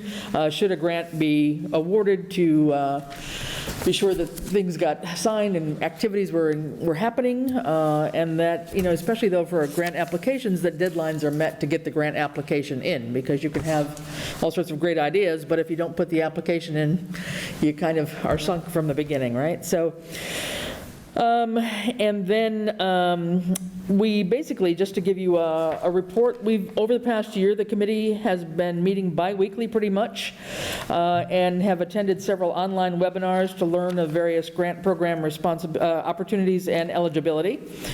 And depending on the grant itself, the committee meetings have involved individuals from a variety of committees and boards and departments in town, including the Greenway and the Tech Committee, the Council on Aging, the Park, Cemetery, and Historical Commissions, as well as the Highway Superintendent, Police Chief, Fire Chief, and the Norris School Principal. So we are not working in a very limited way. We're trying to reach out and be sure that any grant that's relevant to any of those people or their work, that we're including them in the discussion and getting their input for the narrative and the need of the grant itself. Thus far, 6 grant applications have been submitted by stated deadlines, and thus far 5 have actually been awarded. And we expect to hear on the 6th by the end of this month. And that 6th one is for the Tech Committee for cybersecurity. Basically, it's the Community Compact IT grant. For budget and spending concerns, where it is allowable, and sometimes this is not possible, the Grant Committee has been trying to include some grant administration costs in the application budget. Some programs allow for administering the grant, others don't. But it's important to keep in mind that whether we're acquiring equipment or constructing something, there are ongoing operational costs, and those need to be considered and factored in however and whenever we can. Personnel and staffing, here the grant search committee is an all-volunteer committee, as are just about everybody else in town. The maximum numbers is 7, but we've been having a workable group with only 4 persons. The town administrator and 1 member of the select board are standard members of the committee, and we have 2 persons with experience in grant writing and grant management, Kate Rooks for 1 and Diana Fetterman for 2, that were identified early on, and they have been active members of the committee, and with their energy, we've managed to do a fair amount in the last year. Over the next 4 to 6 months, there are about a half a dozen grant program application deadlines coming up from about February to May. There's a land, water, and conservation grant, a mass trails grant program, building resilient infrastructure and communities grant, a rivers, trails, and conservation assistance grant, an efficiency and regionalization grant, and a MVP action grant program. So there's probably those 6, many of them, if not all of them, would be of interest to several of these committees that I've mentioned. The issue we have is that the grant committee was only charged to work for a year. So we actually expire November 30th unless the select board would like to reauthorize us. Thus far, in 1 year's time, there have been a lot of efforts at the level of the various departments and committees and commissions in town, and they themselves have received grants valued at $217,406, and those are grants from through the police department has put in grant applications, the fire department, the highway department, Concom, Conservation Commission, Open Space Committee, Housing. the Housing and Planning Board have gotten this grant, an in-kind grant basically from Pioneer Valley Planning Commission. So all in all, those have been great efforts that have been done by the existing departments on their own with no input, really, no assistance from the grant search committee. People have taken the responsibility and the lead to make those applications and get that done. And so that has totaled $217,406. And then I mentioned that the grant committee itself has been responsible for submitting 6 applications, and 5 have been awarded. And those 5 have been shared streets and spaces, which was mentioned earlier as the cemetery sidewalk grant from Mass DOT. There's been a housing choice small capital grant. This is for the Greenway Committee to help acquire the railway right-of-way. A Mass Trails grant also for $100,000 for the rail corridor acquisition. Sorry, the shared streets and spaces was $123,644. With the Council on Aging, the Highland Valley Elder Services has provided a grant for $7,980 for a memory cafe. The Park Grant Program, working with the Parks Commission, has approved a $100,000 grant for a walking path and splash pad at Conant Park. And those, the last one is the Community Compact IT grant that's a request. So with all of those that have been approved, awarded, and the request, that total is $504,434. Through the efforts of the grant committee. Putting the two together, that's about $721,000 of grant money coming in. Again, that last one for the Community Compact is not sure yet. We're hoping, our fingers are crossed, so that might be a little bit less. But nonetheless, we've been trying to get grants done on time, look for ones that are relevant to the town, needed by the town, and put in the applications, and we've been very, very fortunate to have several approved at this point in time. Basically, the chart is providing those details, and I think we can put that up on the website at some point in time. What I wanted to do, just to mention though, is that while this is helping to bring money into town, I think we all have to realize that there is what I would call an after-grant cost to this, and that requires submitting reports to the grant program managers, to the state or whoever it may be, as well as accounting for the grant monies by respective deadlines. And many of these grants are reimbursable, so we actually have to spend first, turn in receipts, and the accountant has to get heavily involved in filing the appropriate paperwork to get the reimbursement done. So this puts an extra workload on, obviously, not only the town administrator, especially if there's bidding involved for construction activities or things things like that, but especially on the specific grant manager, the program manager of the grant locally, as well as the town accountant. So just to note that that is an extra cost that isn't often thought about. It's something that, you know, we try to factor in where the grant program allows it, but it's something just to keep in mind that while this is all good news, it does present an additional workload that can affect other priorities, and that's still a challenge. So that's the news about the grant committee. Just want to say thank you so much to Chris Fowles and Kate Swistak-Rooks and Ed Gibson and Diana Fetterman. I mean, 1 year, and they're 5 for 6, and the sixth one hasn't even been awarded or decided yet. So just want to say thank you for all your incredible work, and for all of our wonderful department heads and committee chairs. This is a great document, so I think it'd be great to put it up on the web as soon as possible. This is like an amazing amount of work. Yeah, no, absolutely. Good.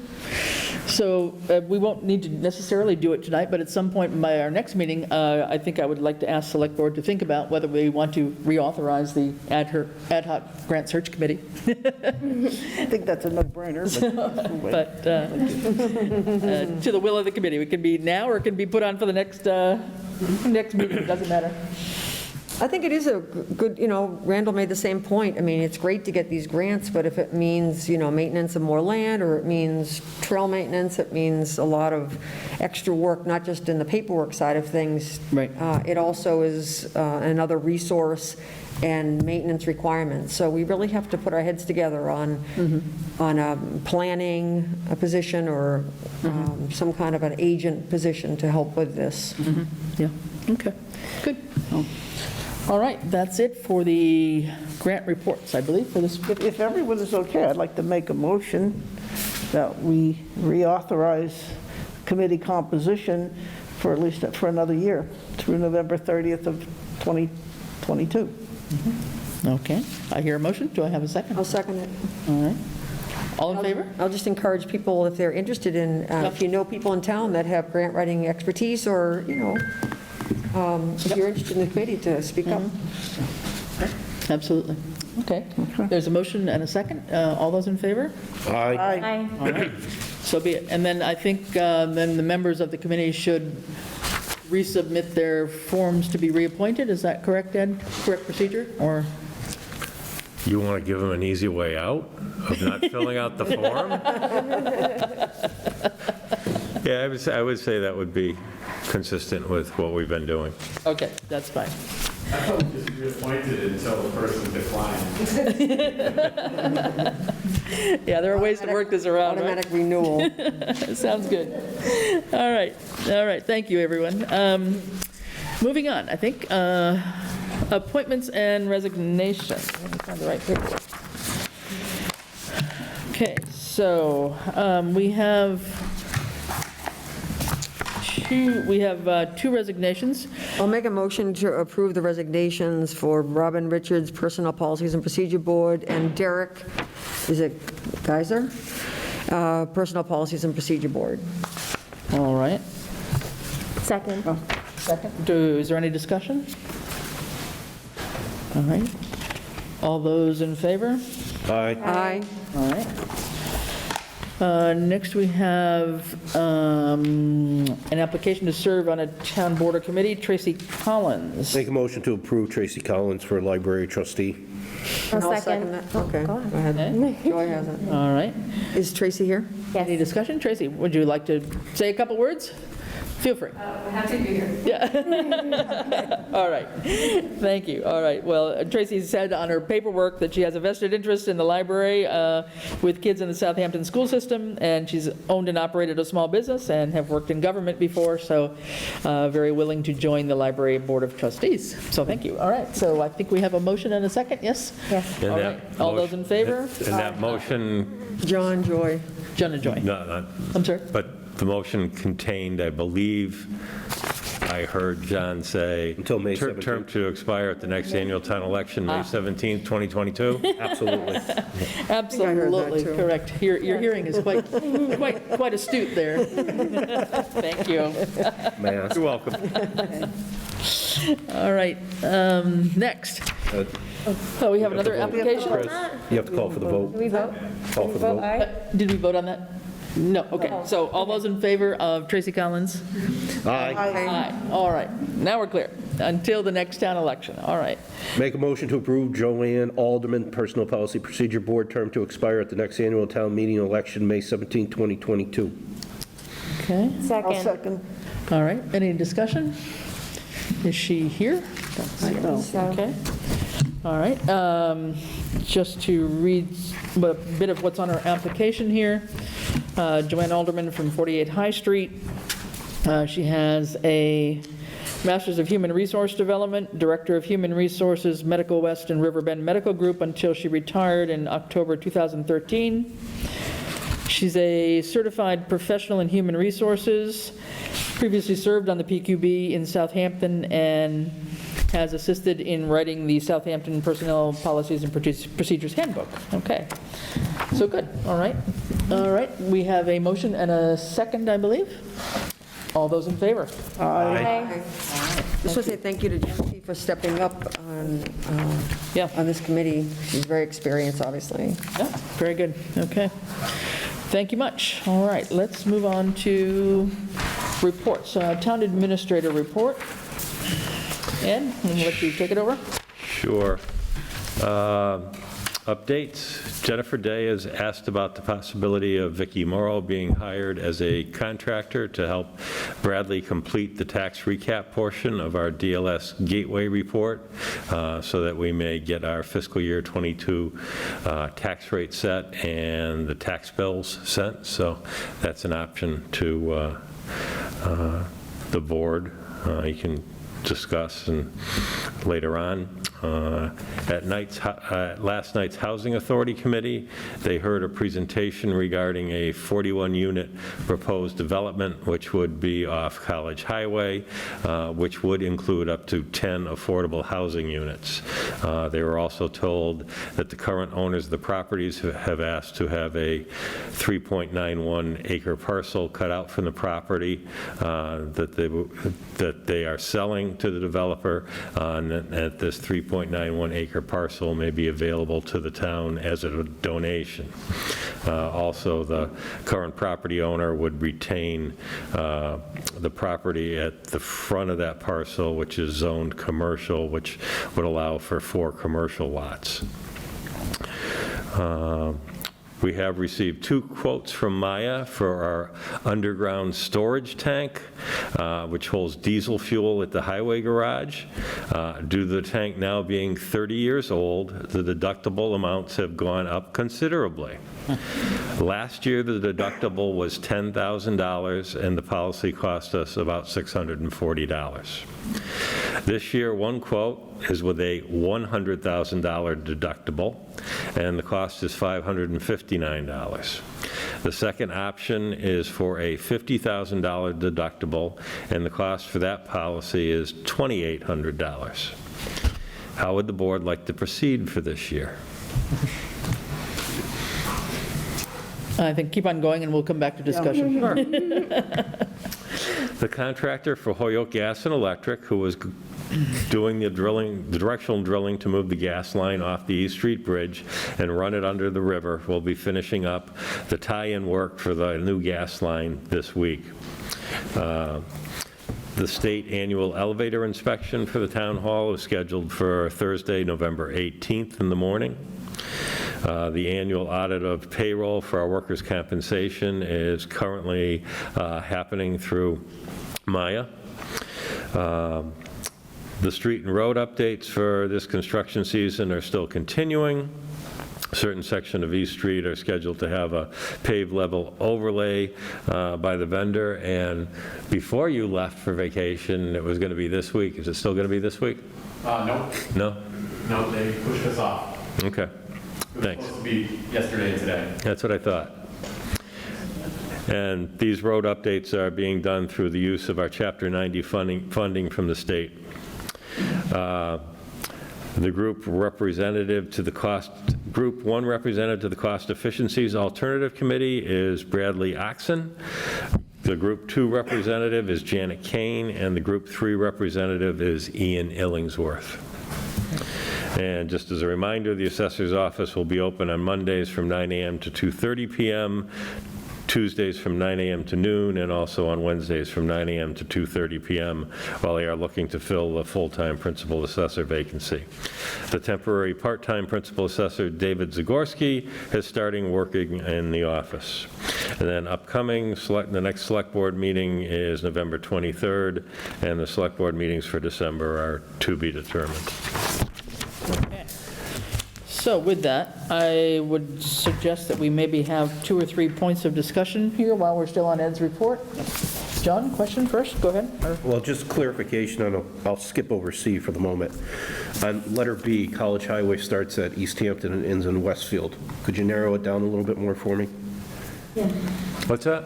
On letter B. B, college, we're on College Highway. It just says College Highway. In front of the Parker and, or the other side of the Parker and O'Grady. Gotcha. Okay. The other side, I didn't understand. The other side of the Parker and O'Grady law firm, Across from Cumberland Farms. across from that area. On letter F, workers' comp, I'm assuming with us being shut down, you're going to see a credit.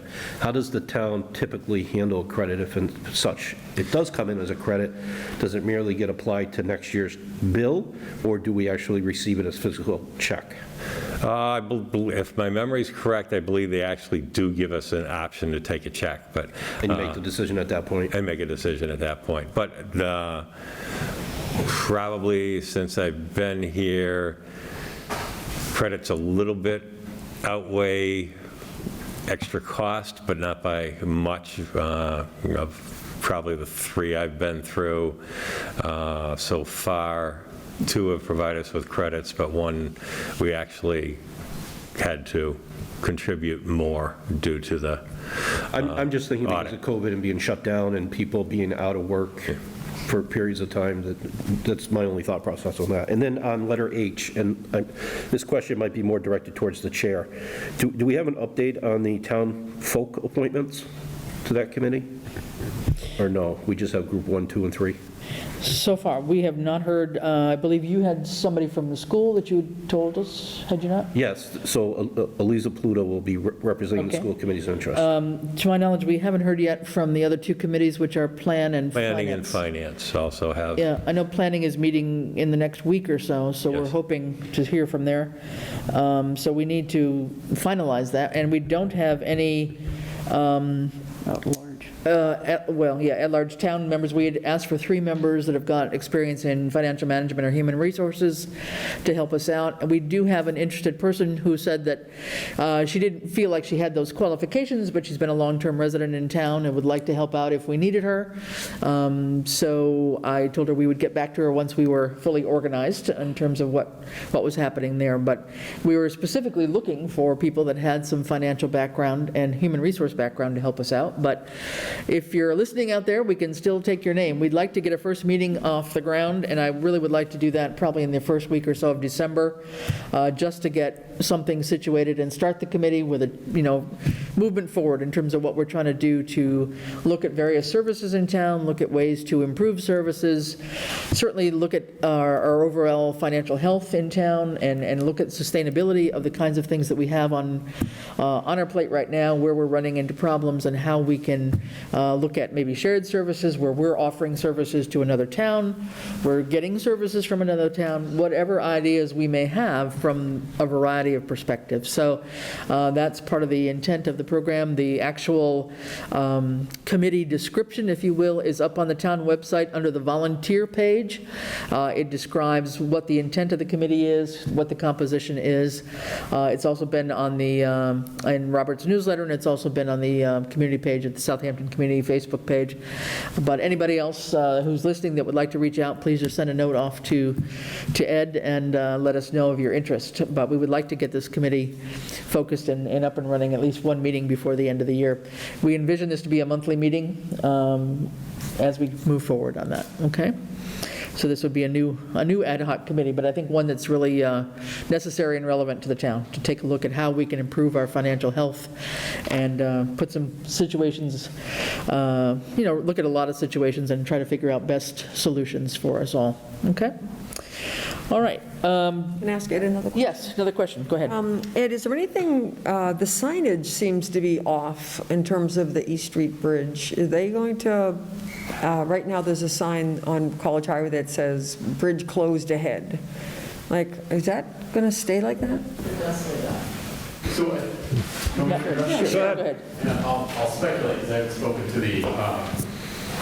haven't spoken to the project manager, but I believe it has to be so far away from the actual construction. So my speculation is that as you come up East Street, there isn't sufficient room for it to go on East Street, so then it had to be, if you're going to be 500 feet away from the construction, Yeah. it might have pushed it up and then onto Route 10. But Randall, doesn't it make sense to put a sign underneath that says East Street? So when you're coming down College Highway, you say road closed ahead. arrow to the And then if right it said East Street, I believe it does I don't- say East Street. It doesn't, but It doesn't say East Street Bridge? no, but electronic sign does. personally, I think the electronic sign now takes care of what that bridge closed ahead sign, but I had reached out to the engineering firm and the contractor on that and haven't heard back yet, but that's probably one of the things we'll go over at the pre-construction Construction. meeting. Yeah, okay. Okay. I would also, as a resident on Strong Road, I mean, several of us in this room. microphone. Sorry. April West, Strong Road. As a resident of Strong Road, it would be, I think, helpful to move the sign that's there now to a further out sign intersection so that people aren't using people's driveways to turn around. Just because, I mean, you're getting pretty close to the bridge when the sign is there. So it may be more helpful to have more notification, even for those of us that go down that road like 15,000 times a day, to remind us to go another way. Yeah, good point. All right, thank you. The other question I had was just, do you anticipate a meeting next Tuesday? Oh, for us? Yeah. I'm going to have to look at the schedule. We might actually have a night off. Okay. So we have, I think, probably two things we ought to discuss on this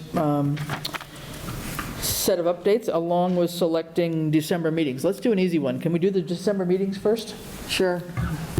All right. If we were following our schedule, it looks like it would be December 7 and 21. Is that right? Does it matter that the town meeting is on the 14th? Usually we have a meeting before the town We meeting. might need another one before that. Well, this, yeah, Can we 7. just stay with the 7th and 21st? 21st if needed? Yeah. So sorry, you're suggesting the 7th and 21st if needed? Is that your suggestion? Right, have the 7th, but then the 21st only if it's needed, since that's Christmas week. Because the town meeting we've got set for the 14th right now. All right, let's go with December 7th and 21 if needed for right now. Does that make sense? Everybody okay with that? Yes. All right, okay, that was relatively painless. All right. Now, two issues. Let's back up. So we've got one on the highway underground storage tank. While Randall's here, let's talk about this idea. So we have the storage tank that we saw on the list here that's already 30 years old. The insurance on it has not been terribly costly, but now with its age, the cost for the policy is pretty much the same, but the deductible has gone from $10,000 to $100,000 deductible. Right. And a new tank, according to your list, was like $20,000 to $30,000 maybe? And that's an old number. Yeah, but it shouldn't be in the $100,000s, is it? I don't believe so, but I want to qualify that I don't have hard numbers. Yeah. So I'll give you a little history. We used to have a gasoline storage tank as well as a diesel storage tank. The gasoline tank ended up having a leak in what's called the interstitial space. They're double-walled tanks, and there is a sensor in between, and we had a detection in there causing us to have to remove the tank. The town decided not to replace the gasoline tank. So we ended up switching to gasoline cards. The majority of our fleet is diesel, however, and for continuity of operations, my preference would be to have diesel fuel on site if we ever have a huge emergency. The gas stations get pretty busy pretty fast. So could I ask? Could you just expand on that? What's the size of the diesel tank? It's a 4,000 gallon underground tank. 4,000? Yes. Now, to the extent you're using the WEX card for fueling, does that help us or not? Can that replace this diesel tank? Again, it could. However, I believe the closest 24-hour diesel place where we can get diesel is Cumberland Farms in Westfield, so you'd be going out of town. And again, if they get shut down, we're shut down. And I can't stress that enough. For continuity of operations, it's my belief we want that diesel tank. I mean, when we removed the gasoline tank, I felt the same way, but at least we still have the majority of our fleet as diesel vehicles. So the pickups, once they ran out of gas, we would stop plowing with them, but. Yeah. And the WEX card, though, is used for both gas and diesel, or? Can be, yes. Can be, Yep. yeah, okay. I assume we're budgeted for 640 for this year, right now? I might have been a little off on that. We have $611 left in that insurance account, which covers the 589, which would have been for the one with $100,000 of coverage. If we prefer to go to lessen our risk and go to the 50,000 for the 2,800, then there's another article in town meeting. We'll just have to transfer funds from somewhere else to cover that $2,200. What is the renewal date? What's that? What's the renewal date of the insurance? I believe it's towards the end of this month. Right. And then not having it here in front of me, but I'm assuming this policy is the event of a leakage.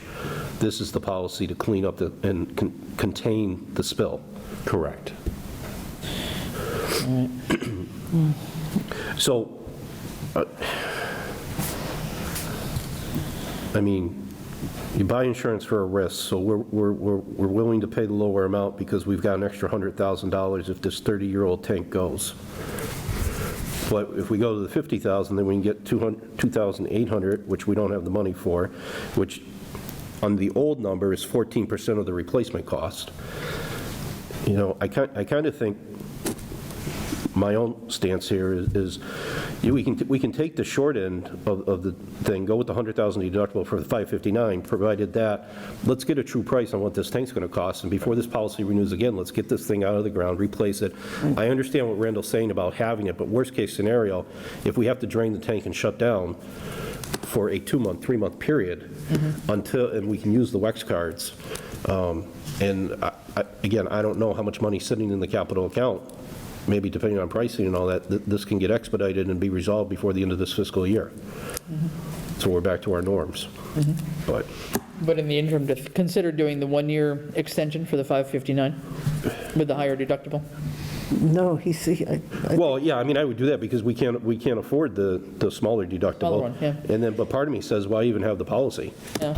Because is it going to cost more than $100,000? Well, yeah, what he was, I thought, We're required to have a policy, so. But what is the replacement cost about?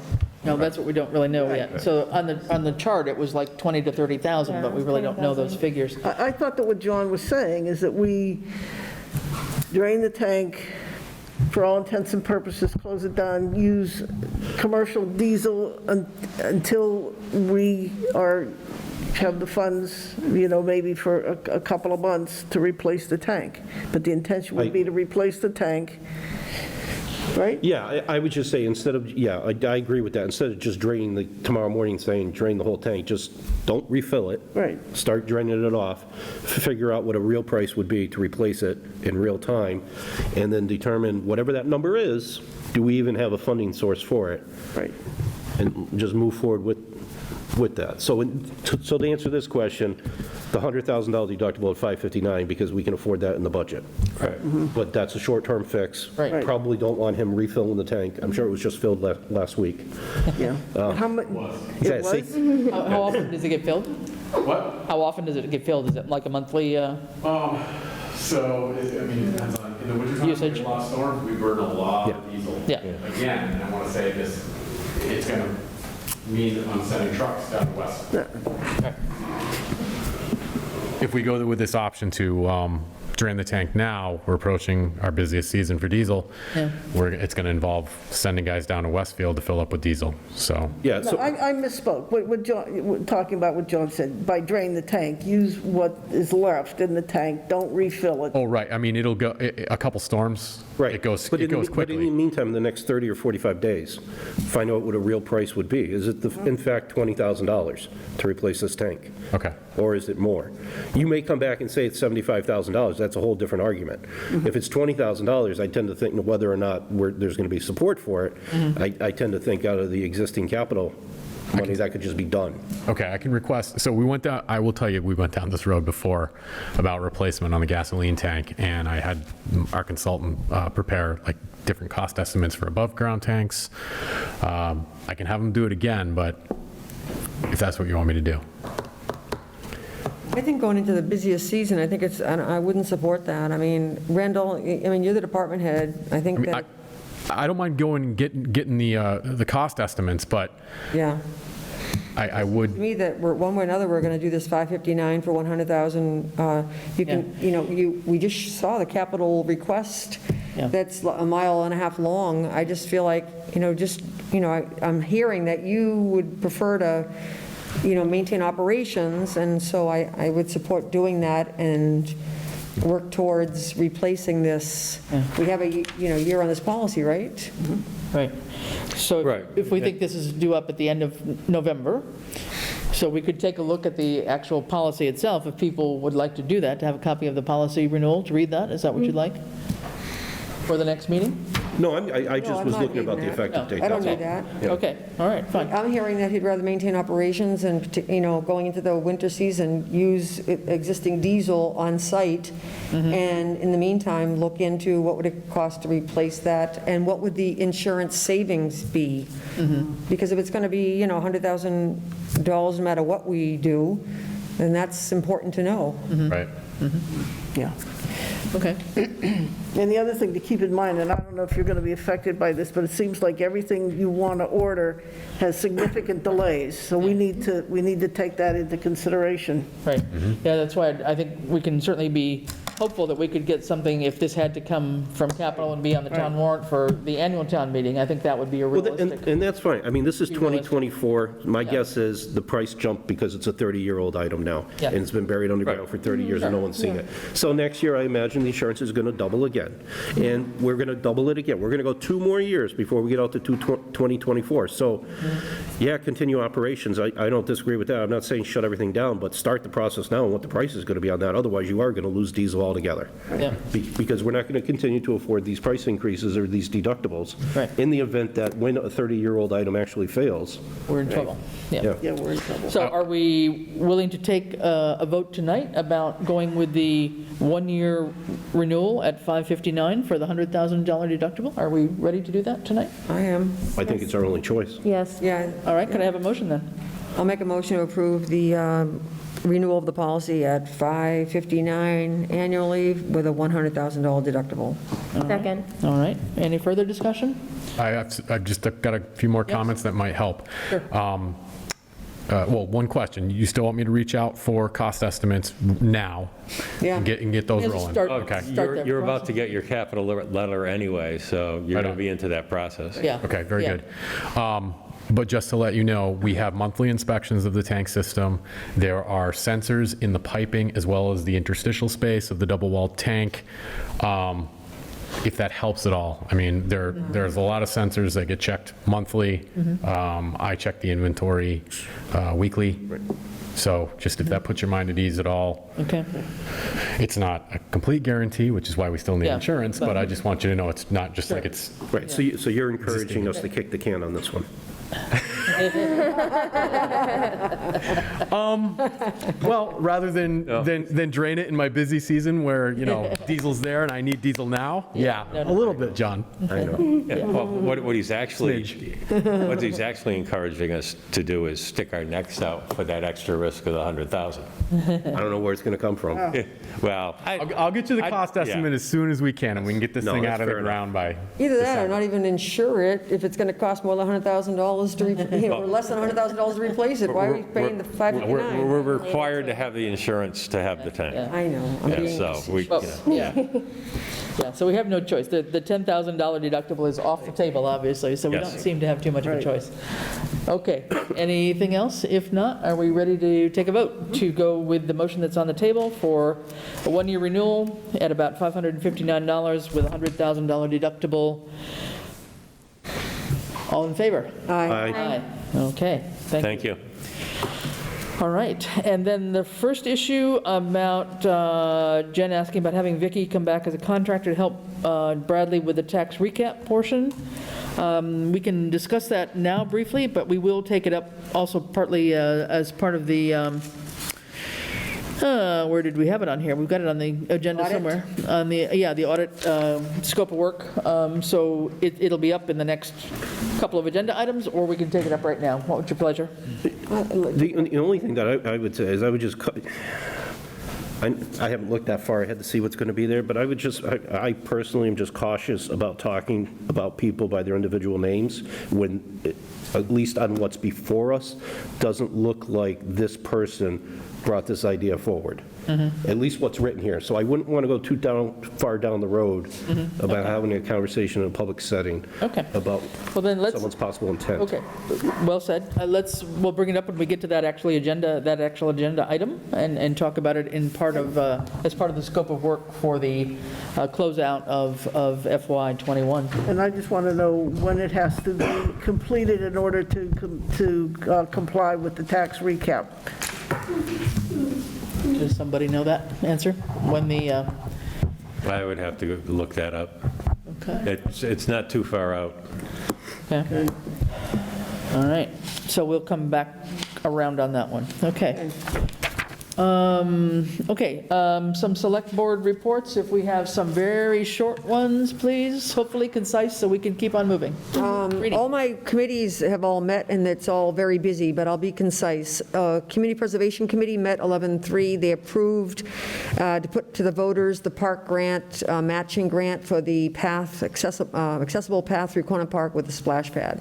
Also approved appraisal and down payment for 20 acres of contiguous land up by the, conditionally, up by Mountain Path. Is that the correct name now? I think it's called Great Mountain Path. Great Mountain Path, okay.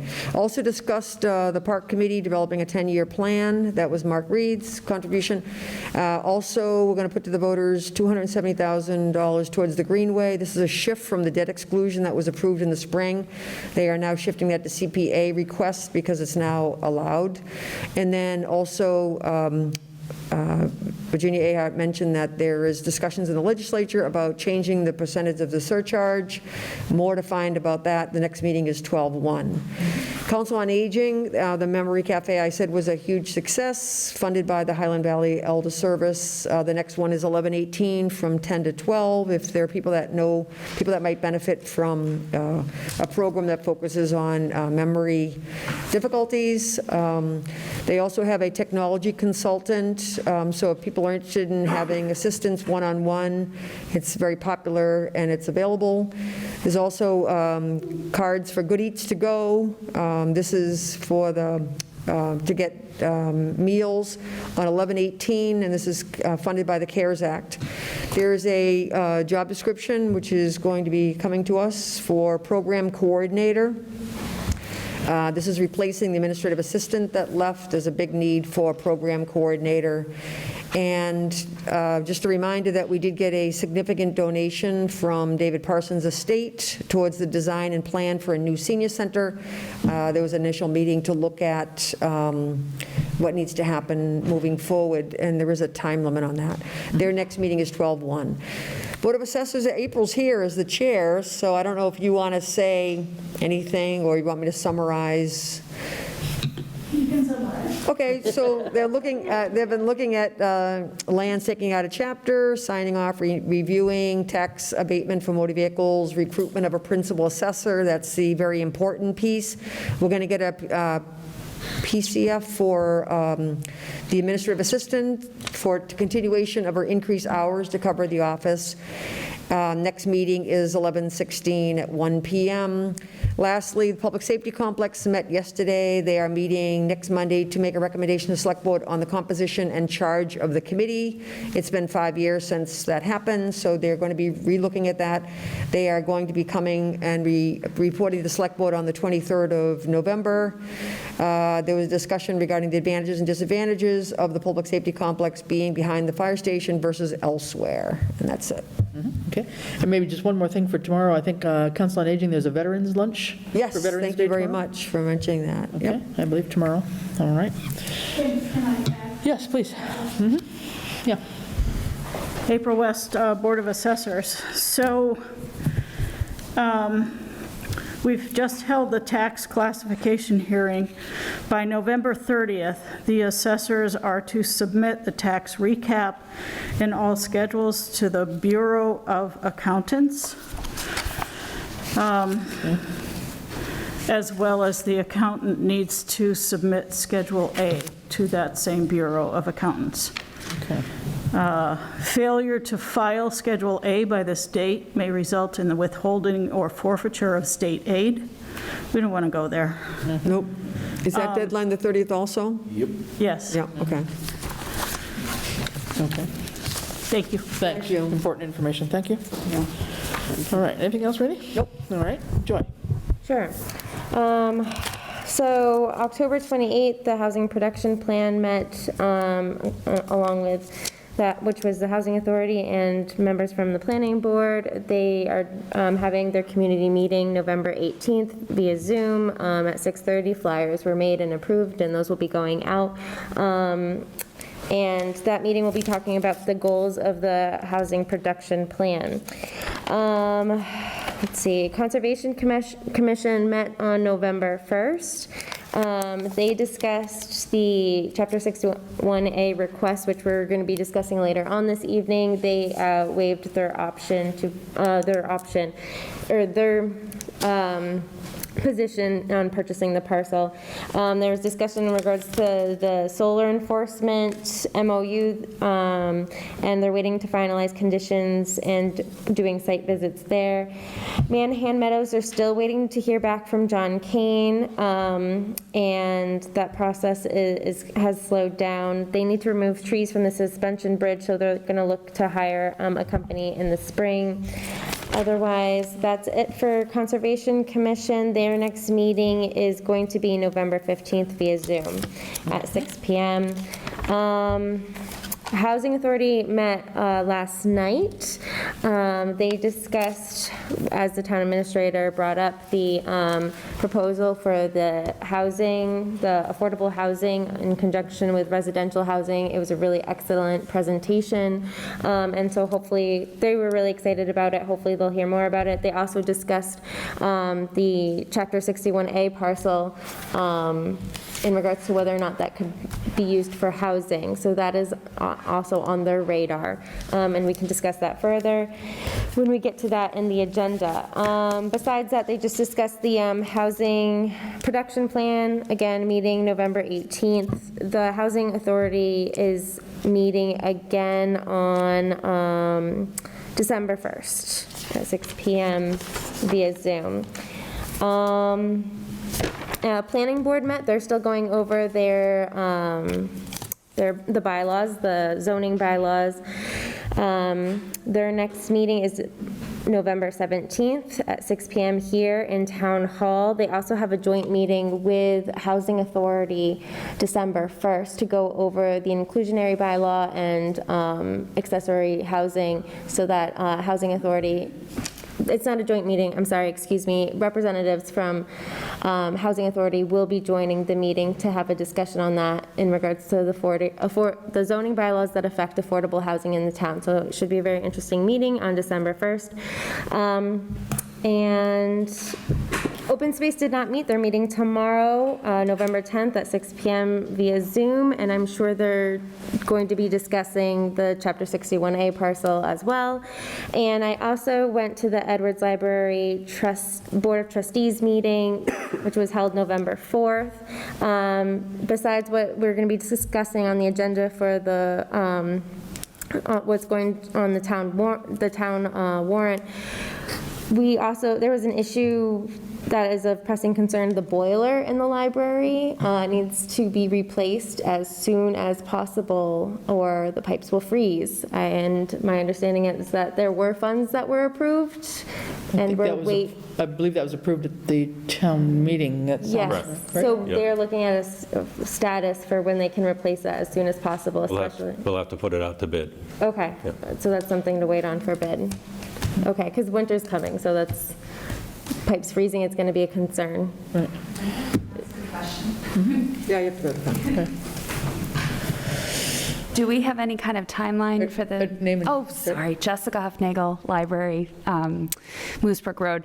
Do we have any timeline for that bid process, or what can we expect? I'll call the engineer firm tomorrow, and I'll also see what Barbara originally had as the estimating quote from the contractor. Okay, That may thank you. help us. Thank you. And their next meeting is December 2nd, if anyone wants to join, and that's all for me. Okay, thanks. All right. Moving in this direction. Francine. Okay, the Human Resources Regional Feasibility Project held a brief meeting on October 27th to conduct a final review of the application for proposals to conduct in-depth interviews with representatives of participating towns in order to gather information about the type of HR services that are needed by each town. The result of those interviews will be a product and a plan that will design services that the towns can access on an as-needed basis. So it's going to be a regionalized service that we would only use those services that we think we need.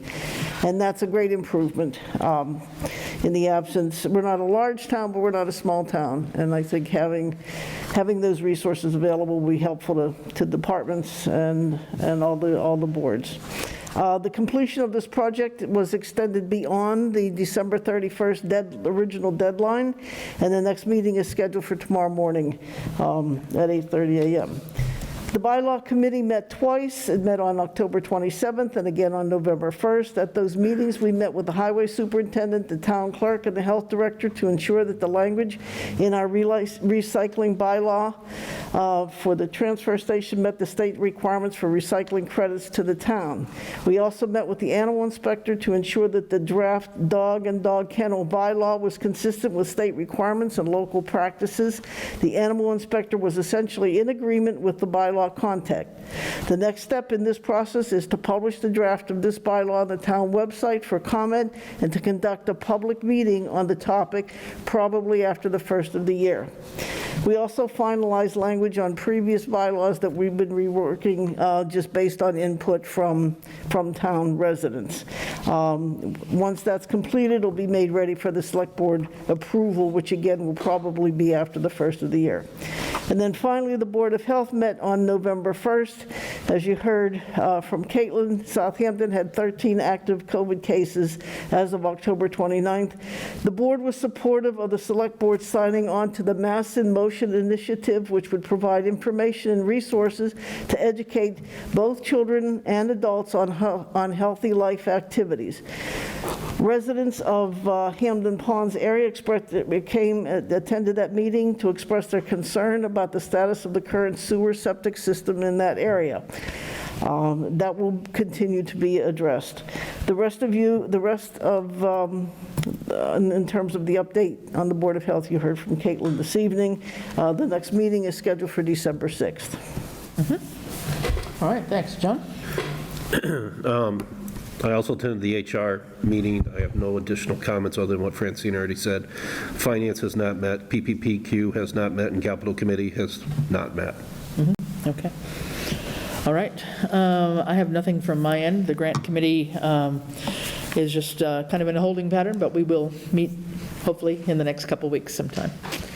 The tech committee hopefully will finish up their work. They have been working on more detail on that voice over IP proposal for us, and they plan to get us something so that we can have that on the agenda for the next meeting.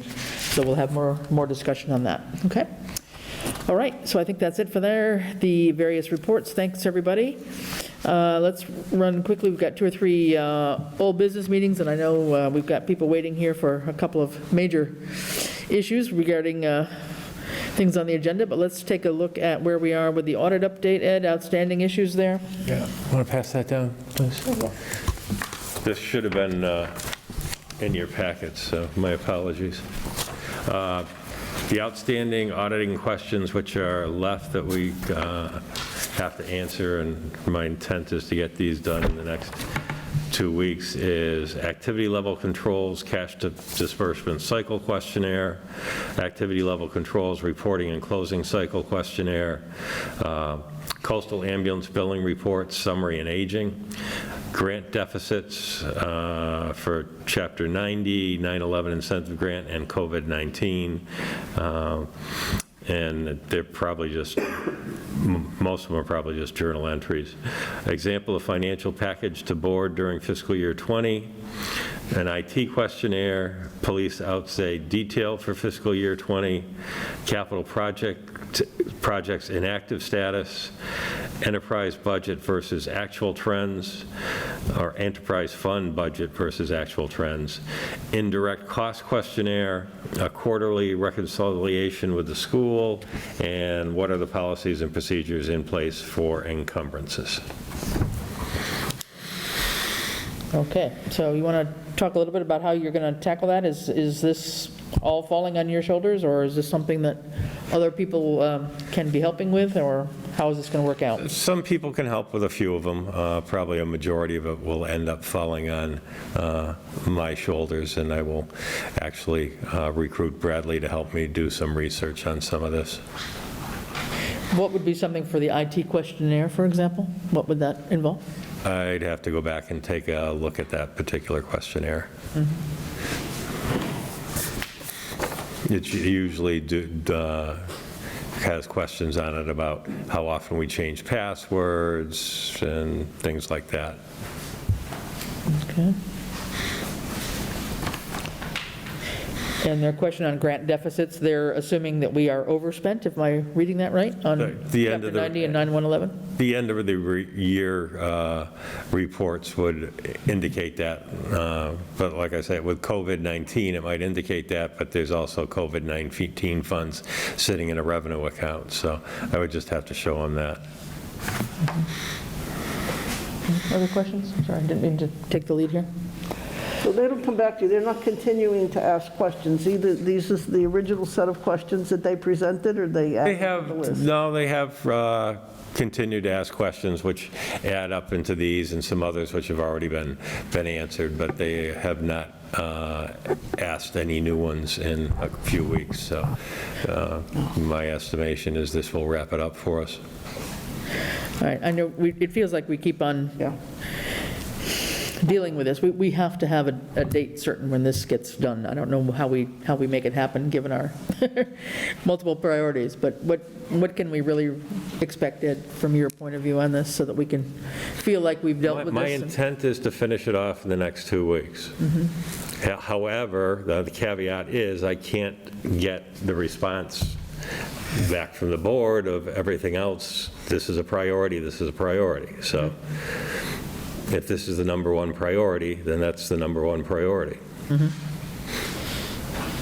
Well, I think, speaking for myself, I would say this is a number one priority, along with getting the statement of work out for the 21 closeout, which we'll be talking about momentarily, but it's certainly all the things for the town meeting warrant. I mean, that's kind of a dual priority, I guess, with this, right? I mean, I don't know how much time that's going to take us, but... Which is the number one priority is what I'm asking. Well, we have a town meeting set as well, so what's anybody else think? We've already set a date for the town meeting. We can't change that at this moment, right? I mean, one question that I have, and it has to do with the town meeting, is the reason why we got backed into December was for the grant associated with the splash pad. Yeah, the park grant. If we were to let that go, then we can push a town meeting. True. And say we're not, so I guess that's one question I have in my mind after hearing from Parks and Rec 2 weeks ago, and that $100,000 is basically just going to give us one spigot of water spraying That out. all got updated for the meeting that they had, their most Yeah, recent there meeting was they a had at most- CPC. Yeah, Dan This Lavelle past from week. Parks gave a good presentation on all that. When- CPC approved it at the last meeting this past week. Go to town meeting, at least So let the that voters happened after the decide. Board of Selectmen meeting? Yes. Well, I don't know anything about that. Yeah, Select board. And there's one other article under CPC that it's time sensitive. is time sensitive that should be done by December 31st, which is the one for the canal. Yeah, Yep. right. So I think that's not an option. I mean, it's an option if we Right. want to lose the So then grant it money. sounds like we got to push the audit. Because we Well- only got 2 weeks here, right? And then we're into Thanksgiving, and then we're past the period of time with the warrant, so all that needs to be done with it, you know. Remind us again when we have to have the warrant done and posted? Sorry?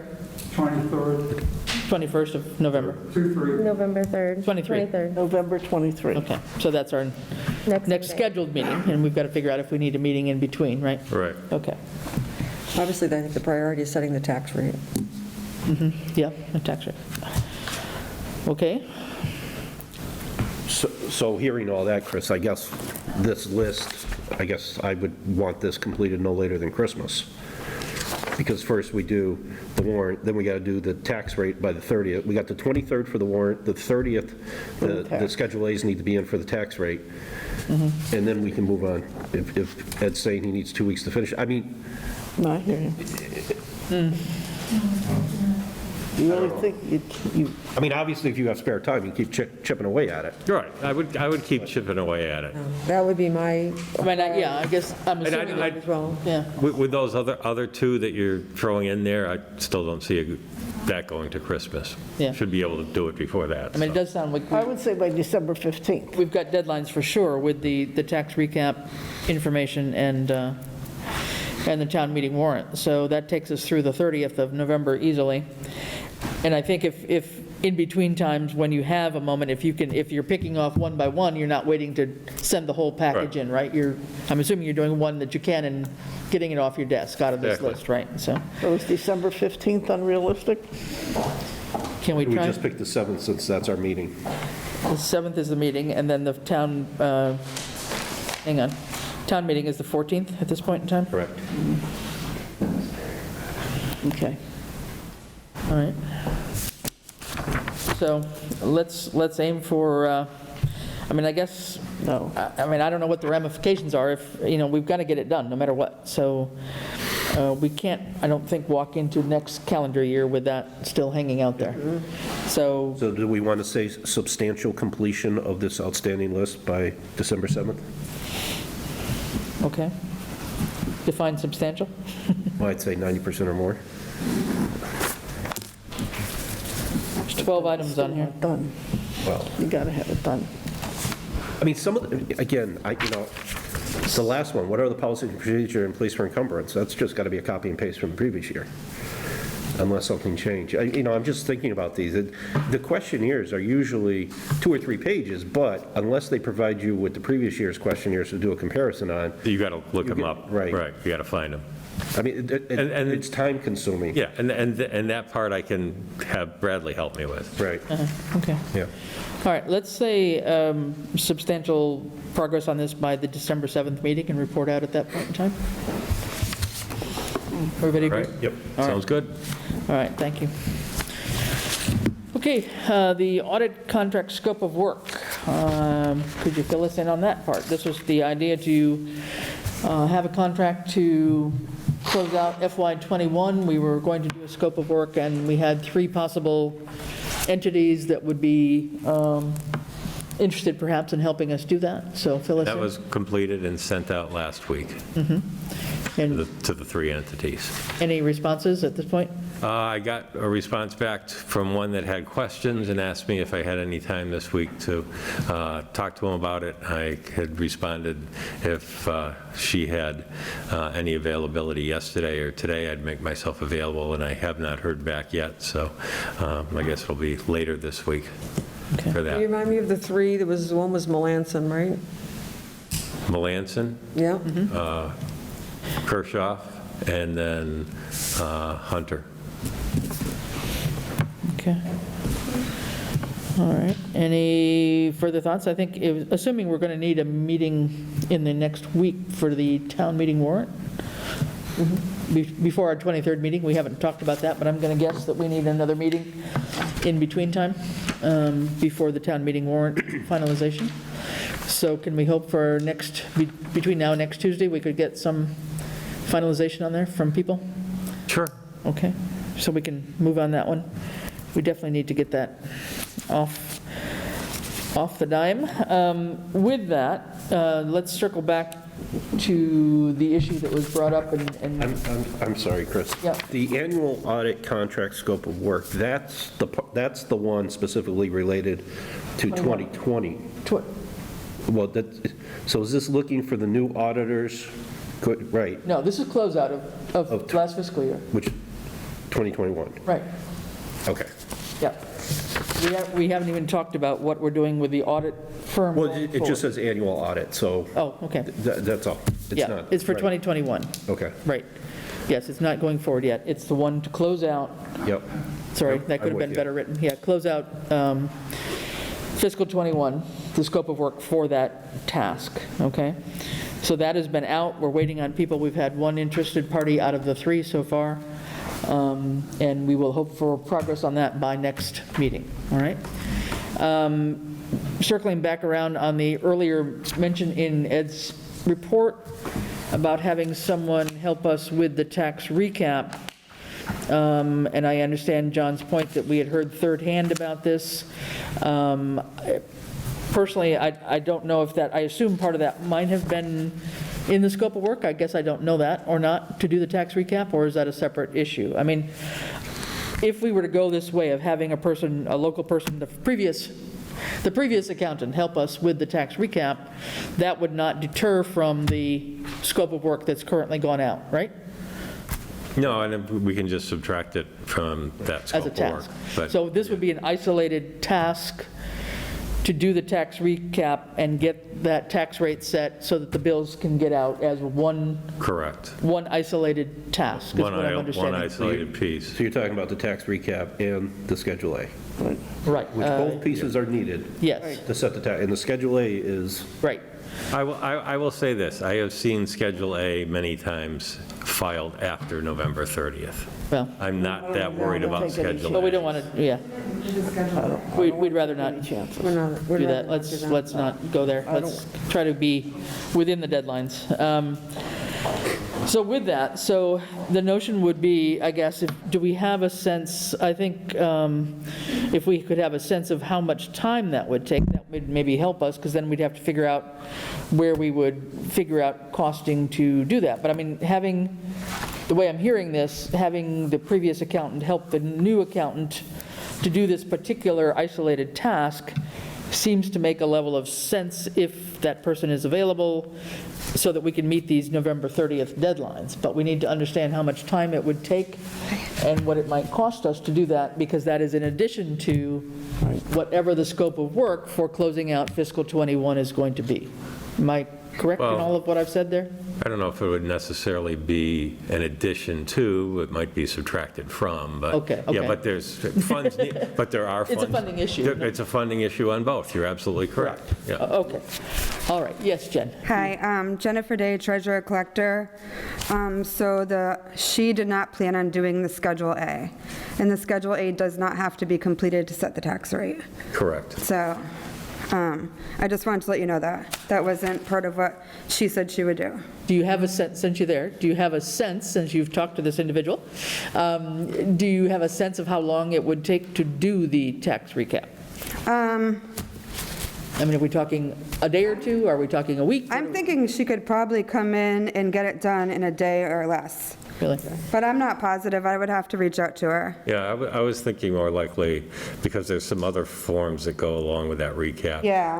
I was thinking of probably a total of somewhere near 40 hours worth of work. 40 hours? 40 hours, yeah. and again, I just caution going in between individuals, so I think, Yeah. the person, if they are so interested, is competent enough to do the job. That's not a question in my mind. So might I suggest that we take the scope of work that went out and attach a cover letter to it, send it to her, and ask her if she wants to apply to any or all of this, and let her submit in her own writing yes, I'm willing to help with this, and this is what I think it would be, and here's what the cost, and let's just negotiate directly versus third party. And then she has the same thing that the other 3 firms have, and by all means, if she only wants to zero in on one section and help with that with the tax rate, that probably makes a lot of sense, but let's just get all the data in and make a decision. I mean, But we need we the can't make a tax decision tonight anyways, because she's not even here to accept. Right, no, I understand that. Yeah. But But we then we've got- really we're behind the 8 ball with the tax recap. That, you know, I mean, if we get any one thing finished. Yeah. Yeah. I mean, That's we the don't last thing we know. have to get done is set the tax I rate, guess- so. I hear you, John. I think my only thinking on that is that I really do see this as a one-off, isolated, time-sensitive, got to get it done, whether that Schedule A can be put off a little bit or not.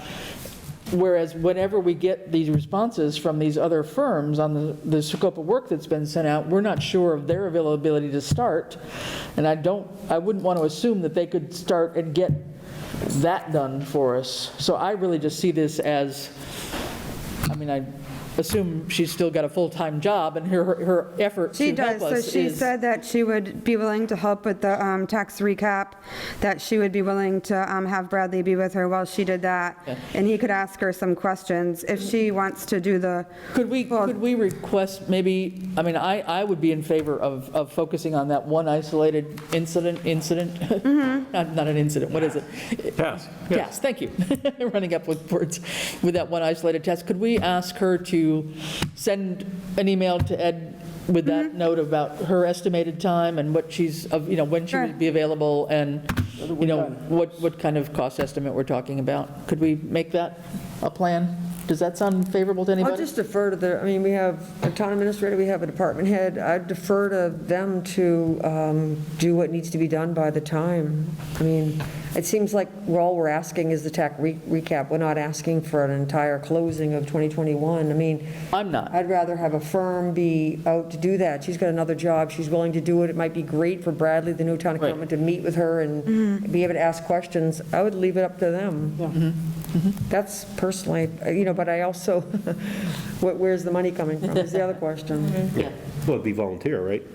No. No. I'll leave it to you, Ed. So the only thing I would add is, as the liaison to finance and this person chairs finance, I had this same conversation with this person in the past, and this was not the answer that I got. So I would just call it, with all respect to our treasurer collector, I would ask that we not negotiate through a third person. Yeah. That if we're going to go down this road, that we empower the town administrator Yeah. to speak to this individually directly Okay. and represent our interest. Yep, I agree. Okay, all in favor? Is that a motion? Not by me.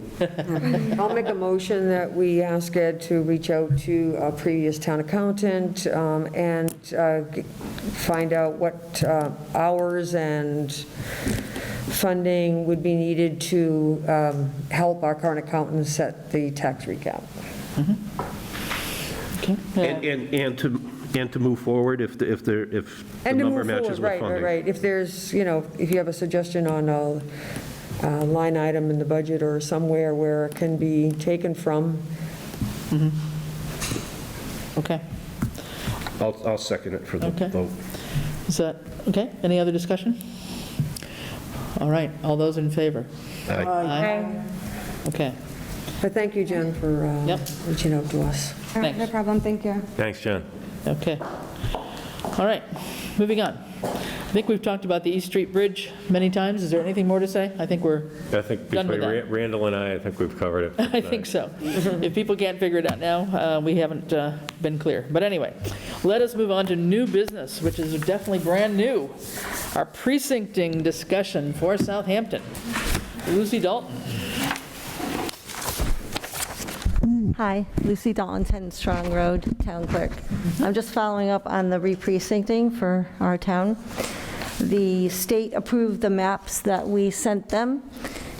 In your packet, you should have a description of the boundary lines. Can you just start by explaining to the people mostly that are watching the reason for us having 2 precincts now?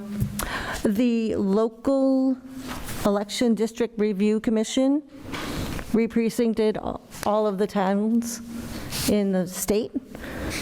So they made their decision based on our population from the 2020 federal census. But previously, we didn't have precincts. It's because the census data put us over a certain amount? Well, we were a one precinct town. So Now we're we're two gonna be now two. because our population has grown? Yes. Right. Yes. Okay. Correct. And was it the level of 6,000, or was it the 6,200 that we? The federal census got their data from UMass, and it was at 6,224, but we are at 6,044 right now, as of today. But they base their decision on last year's numbers, no matter what. It doesn't matter. We can tell them we only have 5,000. They go based on last year's numbers. Okay. All right, so the two precincts is a done deal that will Yes. happen? Okay. There is no. All right, so now if we can kind of explain that our map in the packet is pretty hard to understand in all this easterly, westerly, southerly, so I asked Ed to put a map up here, and I don't know if our Easthampton media folks, or Ed, if you had a flash you mentioned? I'm going to try to throw it out. So we can just see that map better and understand it, because this mapping is a little fuzzy to look at here. West Hampton, Southampton line. Oops. Huntington. Or they can, Maybe coming in. maybe. Where's Huntington? Not on the map.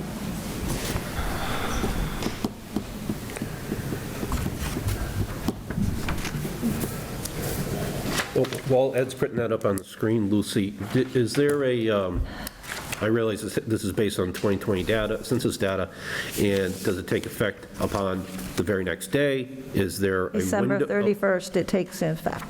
December 31st of this year? Yes. So January 1st of next year, we have to be ready to hold 2 precinct elections. Yeah, and I was going to talk about that in a second. But And was all the boundary lines with the intention of having as close to equal numbers on each side? yes, and Randall and Ed and I and Paul Diamond looked at the map. No. Yep, there we go. It just takes a while to warm up. And wanted to get it as close as possible. So, yes, for growth. What did you say, Randall? We wanted to take into consideration future growth, Yeah, okay. so. Is it up, is it going to show up? Get it here in a second. Yeah, good. And so the way it looks while we're just waiting to see the map, they've tried to divide it up population-wise. So one precinct looks like it's, precinct 1 is going to be around 3,051 people, if I'm reading this right. And I think the other one is 2955. and the other one is 3173. Right. So they are using the 6224 as the number in terms of population. Yeah. So basically around 3,000 each precinct. Okay.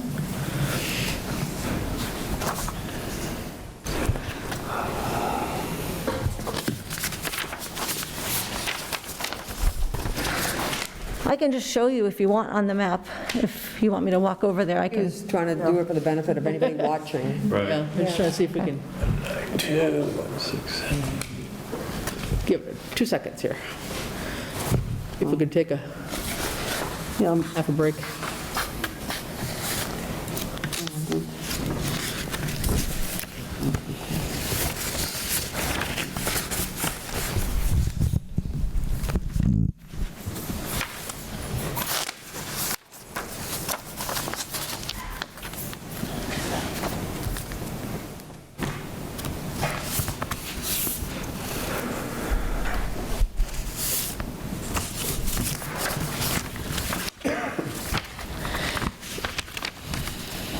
So as we're waiting for this, maybe talk a little bit about, if you would, what is the impact of this have for us? I mean, obviously, voting happens at a certain day. I'm assuming the voting would all happen still here at Town Hall. We would have one voting location. So we put out a press release. It's going to go in the Gazette tomorrow. What's going to happen is we're going to have 2 precincts. One will be in the senior center. One will be in this room. I talked to the state about the number on the houses, the addresses, as to which ones are in which precinct. The state has not finished that portion yet of the re-precincting. They are working on it, but they're working with all the towns in the state, and we're not going to get any more updates until after they're done with every town in the state. Then they're going to send us a list with with all of the streets with the numbered houses. And once we get that information, we have to proofread the addresses and that have changed the precincts to make sure that they, even in the odd-numbered addresses, are in the right precinct.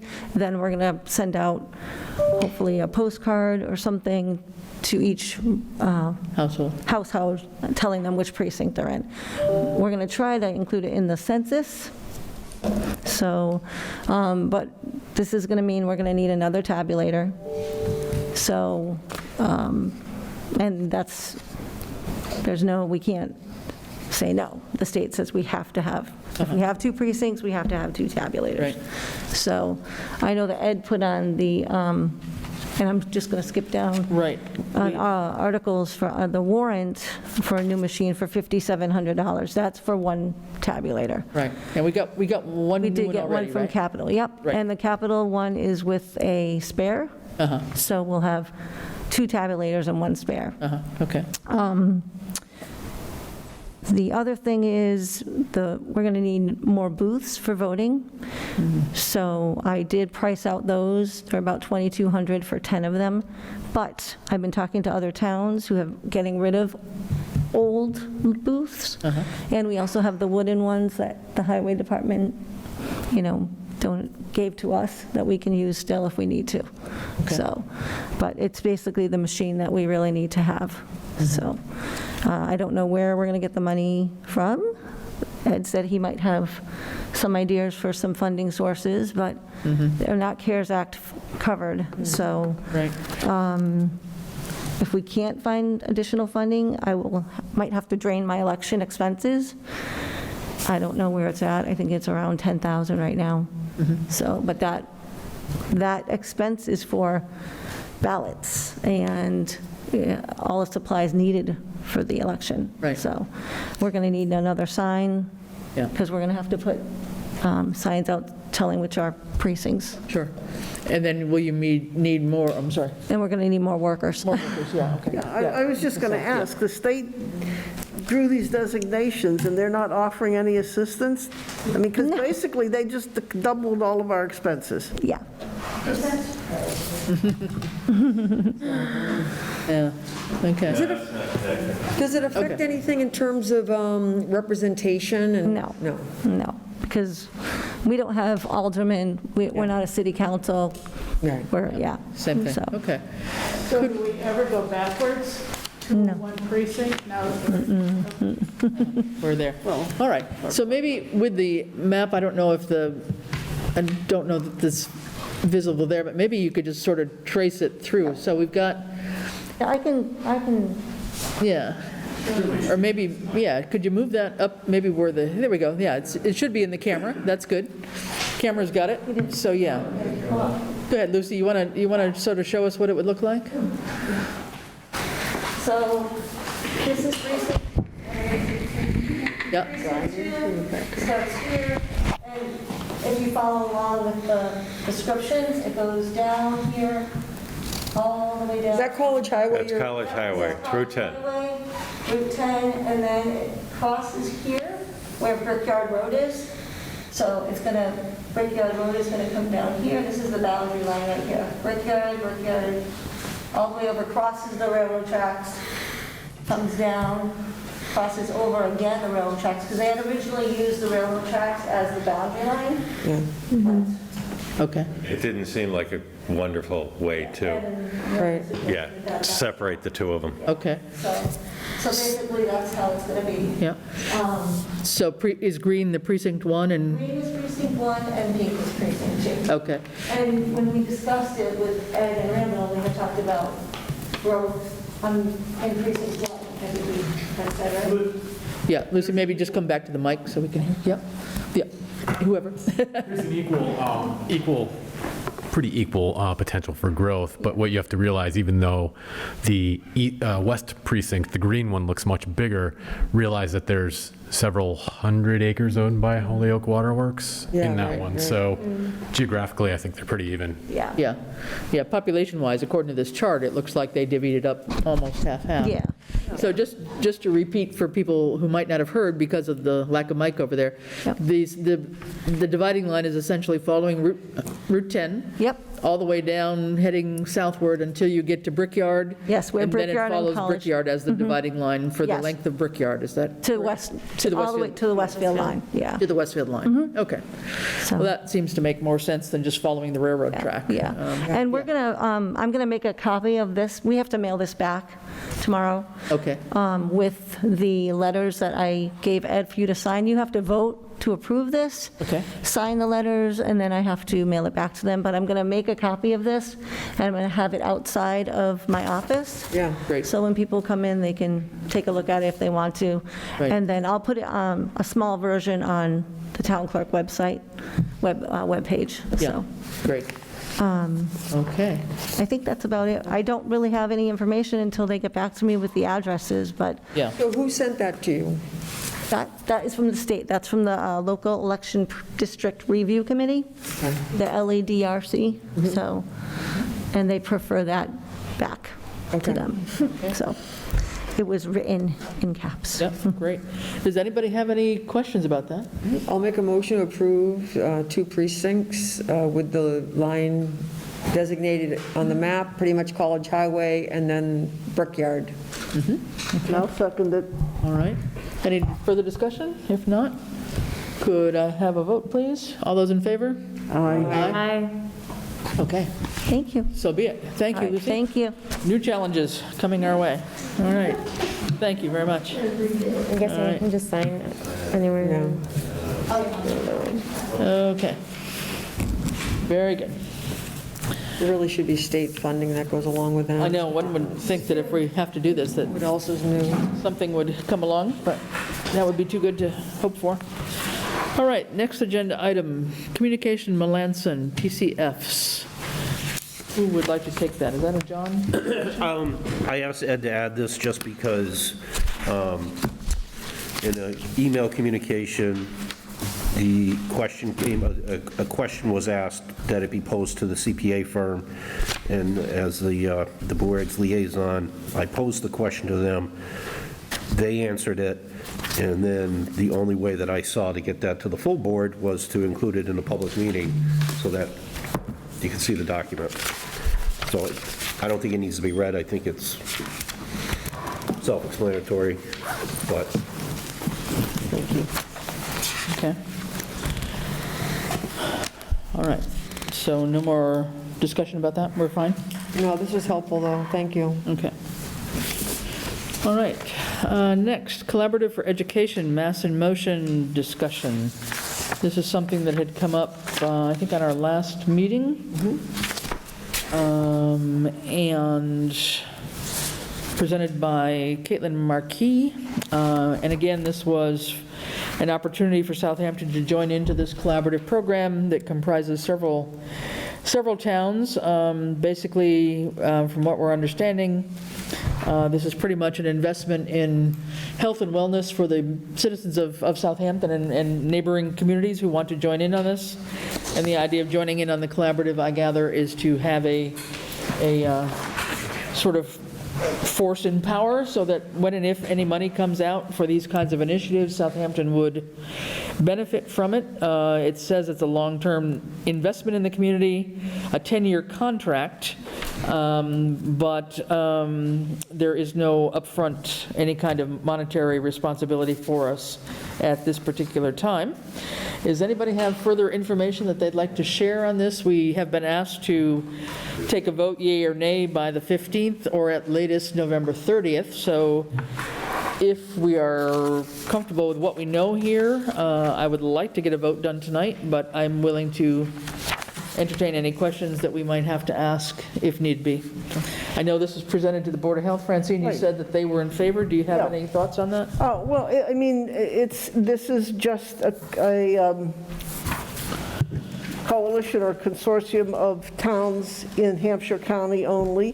What they will be doing is providing information and resources out of this program that the towns can do with what they want. I mean, it could be information about some programs that's appropriate for school-age children and get that information out to the schools.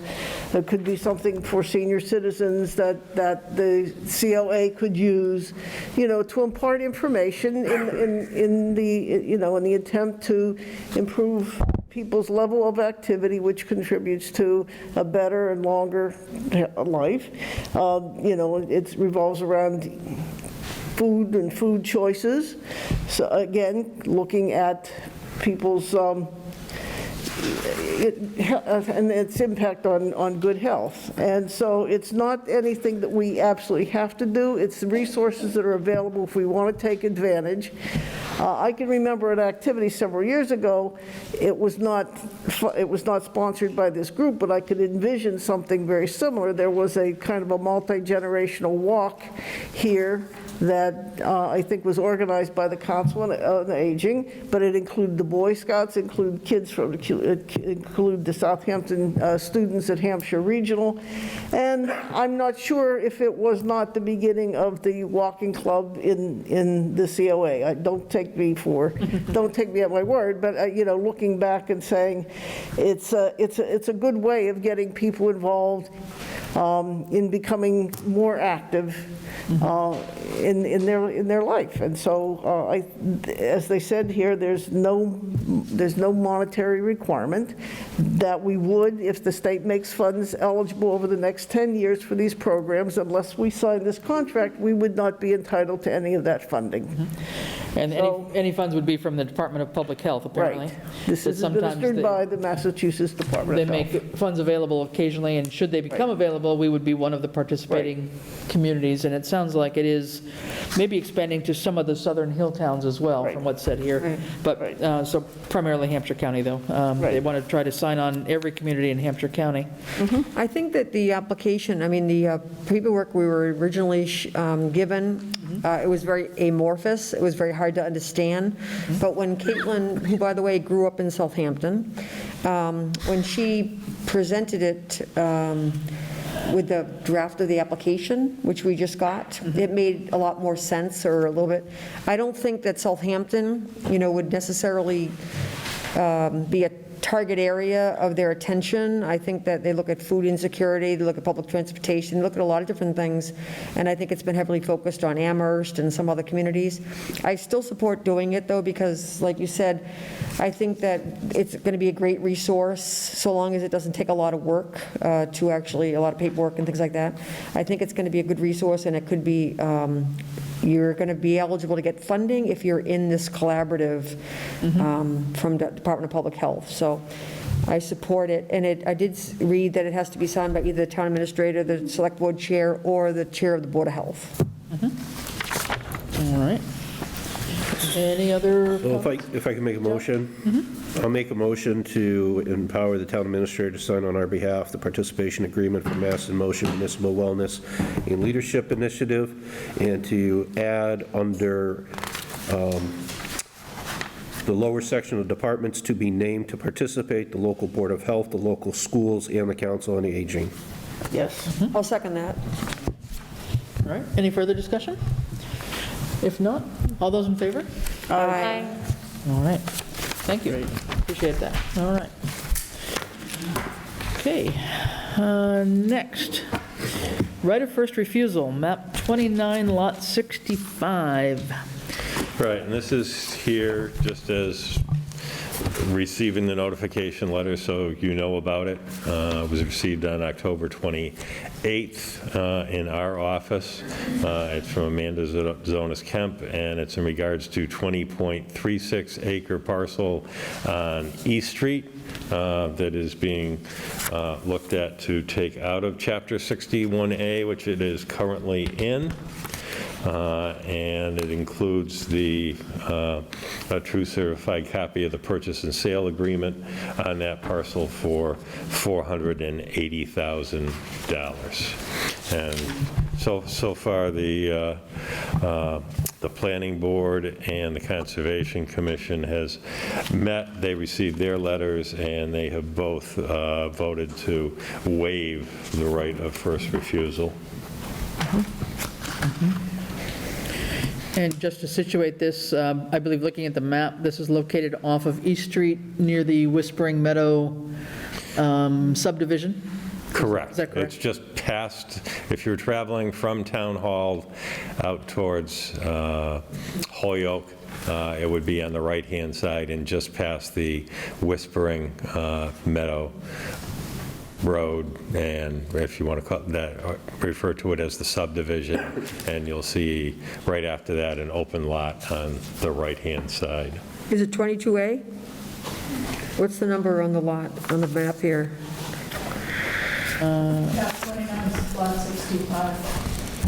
Map 29, yeah, 65 is the lot 65, so it's, Oh, right. Yeah. Oh, right, yeah. It looks like a T. Yep. Upside down T. Yep. what is it? Right here. Oh, And just to add to that discussion, both Planning Board and Conservation Commission, said they didn't have any interest, but they did defer to Open Space and Housing Authority for them to review the parcel. okay. And there was a 90-day period for responding. So this is basically for our information tonight, but we don't necessarily have Correct. to act on it tonight? Okay. No. Yeah, it'd be good for having everybody to weigh in on that. Yeah, April. So the Board of Assessors would encourage the Select Board to look at all options for that particular parcel, especially for affordable housing. That's what we voted on in our last meeting. Okay. And I believe the timeline is tighter than 90 days. I'm not sure, Ed. I'll defer I was to you. actually thinking it was longer. I was thinking it was Well, 120. I think you have to make a decision Oh, right, at whether you're right. going to take Right. the opportunity to exercise your right of first refusal within the first 30 days. So that is very quickly. And then you have 90 days after that to act. I think you're correct. Okay, October 28th is, well, On the date we received it, I don't know, Right. the date of the letter was October 25, so, okay. you see, so. So we've got- I'm assuming if we exercise our right, there's a cost associated with this. Correct. We would have, we Which is would what? have to match the $480,000 purchase price. And how much does Housing Authority have set aside in the CPA that's available? It is. I saw that number. It's more than that, Yeah. but not much more than that. Yeah. So we can bring this up at the next meeting, right? And Yeah, we'd have then time. We do have a town meeting of, so housing is going to look at it, and then, Housing looked at it, but they're waiting also for Open Space to discuss it, because there was also discussion about some collaboration between the two potentially. Yeah. Okay, well, if this would be, our 30 days would be on on November 28th. Correct. So we've got one more meeting on the 23rd, so we definitely need to have this back on the agenda by then, and hopefully both committees will have met and give us their input by that point in time. They are, I know that Housing Authority is going to discuss it again before their community meeting on the 18th. Yeah, okay. Be very interesting. I mean, obviously, the challenge in town is, there's very little open land. People seem to think that we have lots of open land, but open land that's doable for any kind of thing like housing or anything that we're trying to do is a challenge. So once the land is sold, it's going into other uses, maybe for housing developments. So, okay, good to know that. Thank you for and just so passing you that people on. know, because I did hear something about this, this is not contiguous with Labrie Field. There was some comment about that. It's not. Okay. All right, okay. So we will entertain this one on the next meeting on November 23rd and have the input from both housing and open space at that point in time. Okay? All right, moving on. COVID-19, I think we've talked about that many times. I don't know that there's more to say about that, unless you have anything else, Ed? I think Kate covered it pretty well tonight. I think so. Yeah. All right, CARES Act update. And that is coming to a close. We did file with the state by the deadline for our additional funds, and I'm waiting to hear back from them on their approval for that. Right, so that was the additional $12,000? 12,000 and some, yeah, 12,000, I think, 983 or Something like 783, that, yeah. It was the last tranche of money that we had not received on the CARES Act that would be coming in, that would be part of the money available that we'd already calculated as we were making our priorities. And so I think what you had told me, Ed, is that you had waited on really letting people know exactly that we were okay to move forward on some of the items that we talked about, like for the school, et cetera, until we got that 12,000 in our pocket, right? Correct, yeah. So we definitely need to hopefully hurry up and hear from them. Yes. So that people have time to move. I don't think there were too many large purchases in that money that we had available, that we had allocated for CARES, if I'm not mistaken. No, most of them had already been Most of it had, yeah. been actually done. Was that the funding for the school? There was funding for the school and a few other things in there, yeah. I mean, the contact tracing for 9 months or 6 months 6 months worth. through correct. December, things like that, that were already kind of in play. So I don't think, now that Randall's got his equipment installed, I think that was maybe one of the last bigger pieces of equipment. There was some signage, I think, for the fire department. That might be one thing that would be on order that might be tricky if we don't hurry up and get an answer from the state on this, so we definitely need to hear about that. And the Housing Authority did approve to give back the 6,000 that they had in their funds. They decided not to use that? Yes, they decided to give it back to the town. Okay. Well, all right. Good to know. As we factor that in. Okay, good.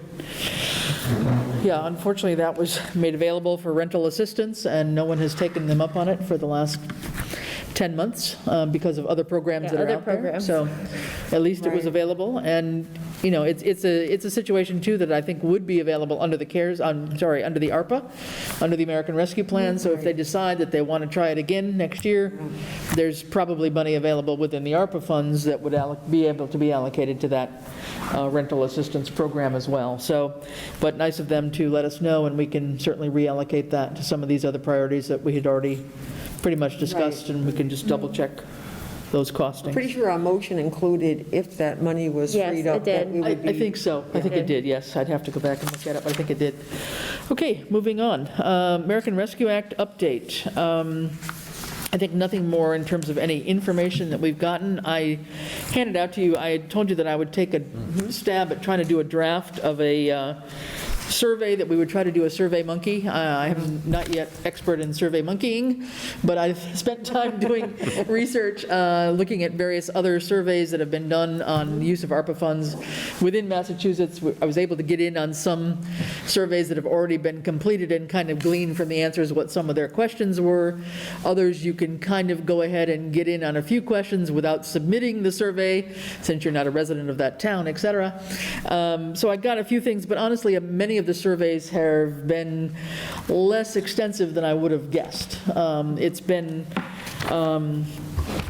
not all that helpful or informative, but what I have here is just something that I just wanted to throw out so that you guys would have a chance to look at it and maybe give me some ideas of whether you think it would be beneficial to do additional questions, but I'll just run through it very, very briefly. There's just an overview to tell people, and so this would be a survey that would go out, obviously electronically.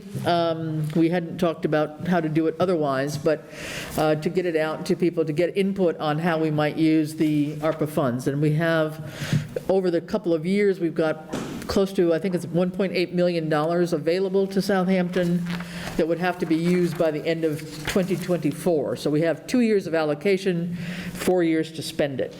But we've heard the broad outlines already on some of the infrastructure issues and things like public health related emergencies, premium pay to workers that had been performing essential work during the public health emergency, et cetera. A couple of things I had put in here based on other towns' information were to say that the goal of the town is to use the ARPA funds in a fiscally responsible manner, ensuring that the funds have a long-lasting positive impact on the community and its residents. ARPA funds are non-recurring, so their uses are to be applied to non-recurring expenditures and one-time capital expenditures. And again, this is borrowed from other communities, and this is up for discussion. We're not deciding on any of this tonight, but I just wanted to let people know what we're, what I've been able to find and share that with you. Priority for sustainable capital expenditures and programs related to COVID-19, initiatives that might help small businesses recover from COVID-19, projects not having alternative sources of funding, and those with a capacity to be achieved and maintained in future budgets. So the idea of hiring on new staff or part-time staff or other programs would be a little bit challenging unless people understood that that could be a commitment only for the length of the ARPA funds themselves. It would not be able to continue, most likely, beyond the length of the 2 to 3 year period that the funding is available here. So envisioning, maybe a half a dozen, certainly no more than 10 questions. First one, just briefly, was just talking about describing your situation, which is, I live and work in Southampton. I live in Southampton, but I work elsewhere. I own a business here. I'm retired and I live here. Recently moved here, have lived here for more than 10 years. I don't live in Southampton, but I own property in town. So just those kinds of things without getting more specific than that. Typical age question that we have an age band, and then where should we spend our ARPA money, with 5 items to be selected, and that's the water and sewer infrastructure, expanding broadband access and affordability, and various others that have come up on different surveys and discussions we've had, as well as what we think ARPA is telling us it can be used for. So those are there, and then what has been the level of impact of COVID-19 on your household? Major negative, slight negative, no impact, slight positive, or major positive impact. I don't know about that. That was a question from some other town. If it's had a negative impact on your household, what assistance do you need? And that's everything from food, rental, utility, direct cash, job training assistance. And then if you're an employer, what describes your situation with your employees, whether you're staffed and have no difficulties finding and retaining employees, or have difficulty or understaffed, et cetera. So that's as far as I've gotten with it. There's more to be done. I'm glad to take input, and I don't think we have to spend a whole lot of time discussing it tonight because we still have a huge agenda ahead of us, but anybody that would like to send me ideas for questions or comments on this, just send it to me one-off, and I will incorporate it. But I don't know, just initial reaction, are we on the right track or am I off track? So just give me that part, would be helpful tonight. I think it's great, and thank you very much for initiating this. I just worry, my original thought, just reading it, was there wasn't enough focus on children. Okay. And school children. Yep. It just feels like they have had a really tough year to 2 years, and there's only one mention of them where it says emergency childcare. I just feel like there should be more. Okay. And I wonder whether or not we're giving people the wrong idea, because it says in what area should we invest our ARPA money, and then we mention public safety facilities, senior center, park and recreation. I don't think we got confirmation that ARPA funds cover any of that. Same thing with weather preparedness and mitigation. I mean, these are all interest of the town, but I'm not sure they're ARPA funds related. Yep. And again, some of these, obviously the public safety and the senior center are ones that are more specific to Southampton, but the others did come from other town surveys. Yeah, I think just on that piece there, that should be broken into 2 questions. Okay. Of the list there, which ones clearly fall under one of the 4 bullet points that you already explained in the earlier section? And then say, should ARPA funds be made available to the following? Okay. Yeah. Would you support, what order would you support these in? I just don't want to give people the wrong impression that, because right now, we were told by Representative Sabadosa that the ARPA funds are not available right now for public safety complexes, so I don't want to give them the wrong impression. Okay, valid. Okay. I have a question about, Ed, I don't know who can answer this, but We got a request from the library for an article. We're going to talk about that. We also got a request from the fire department for wage improvements. We also know that DOR did not recommend mid-year wages, and yet ARPA funds are available for premium, I forget how they worded it, but Premium anyway. pay. Yeah. Can it cover for bonuses? I mean, not the bonuses that the department heads are talking about. I'm talking about incentive bonuses, like right now staffing is so terrible everywhere. Can it be used towards hiring bonuses? Hiring bonuses? I haven't seen anything like that yet, but I will see if I can find out for you. Okay. Okay. For a 3-year period. Okay, so anyway, again, I don't want to spend a long time on it tonight. This was just a first, let's try to get something on paper and think about it. Yeah. And feel free to just, shoot me an email with other ideas for questions. Okay. More than happy to work on it, okay? All right, thanks a lot for doing that. Yeah, well, at least we got something to work with. Rather than just talking in the air, I'd rather have a piece of paper I can look at, so. Okay, revenue and expenditures, FY '22 update. We have a revenue report, I believe. I saw one in here. Yes, you do. Okay, and how complete are we on this? Is it? It contains 2 of the 4 packets for July, which are probably most of the revenues, but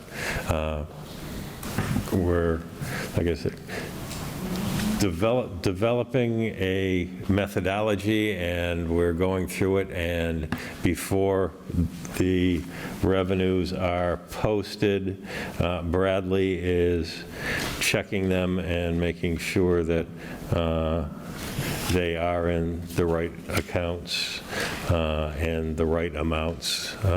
So it's taken him a little time to find where to find some of the information, but I think he's developed a pretty good methodology of it and a right methodology for going forward. So aside from this, going back to July's revenue, we've got obviously 3 months in between to catch up on, but are all the actual accounts entered, or those would be dependent on whatever revenue has come in during the August, September, October period? So it may not be reflective of all accounts? It may not be reflective of all accounts, correct. Okay. I mean, as an example, during the year, as we get some of those grant funds approved, Yeah. those accounts don't get set up until basically they're approved and we know the funds are coming, so. Yeah. Yeah, I'm actually looking at the other special revenue funds, and I recognized a couple of 2 or 3 grants on there, but not everything that I had on my report. So, and again, it may be, with a lot of these grants being reimbursable. 95% of our grants are reimbursable, Right. rather than getting the money up front. But irrespective of that, an account would be set up even if no expenses have been incurred yet, right? I mean, the account doesn't get set up when the first bill comes in the door, Well, is my question. yeah, the other piece is there are probably accounts out there that had outstanding balances from fiscal year '21, which haven't been Carried. verified yet and carried over, that which would be added to these. Yeah. Okay. Anybody else have questions? Sorry, I'm trying to hug the mic here. So with the outstanding, I guess I don't fully understand the total of what you mean by what's in a packet and how much work that entails. When you say that 2 packets in July, what is that? There were a total of 4 packets. So the treasurer collector will take the receipts and, go ahead, Jen. You know the process better than I do, so. There you go, thank you. Jennifer Day, Treasurer Collector. So I usually do 4 packets of receipts. Basically, I do an interest packet, a payroll packet, and then the 2 that you have are just our local receipts, grant money, local aid. So I usually separate that into 2 separate packets. I do about half of the month in the first one and the second half in the next.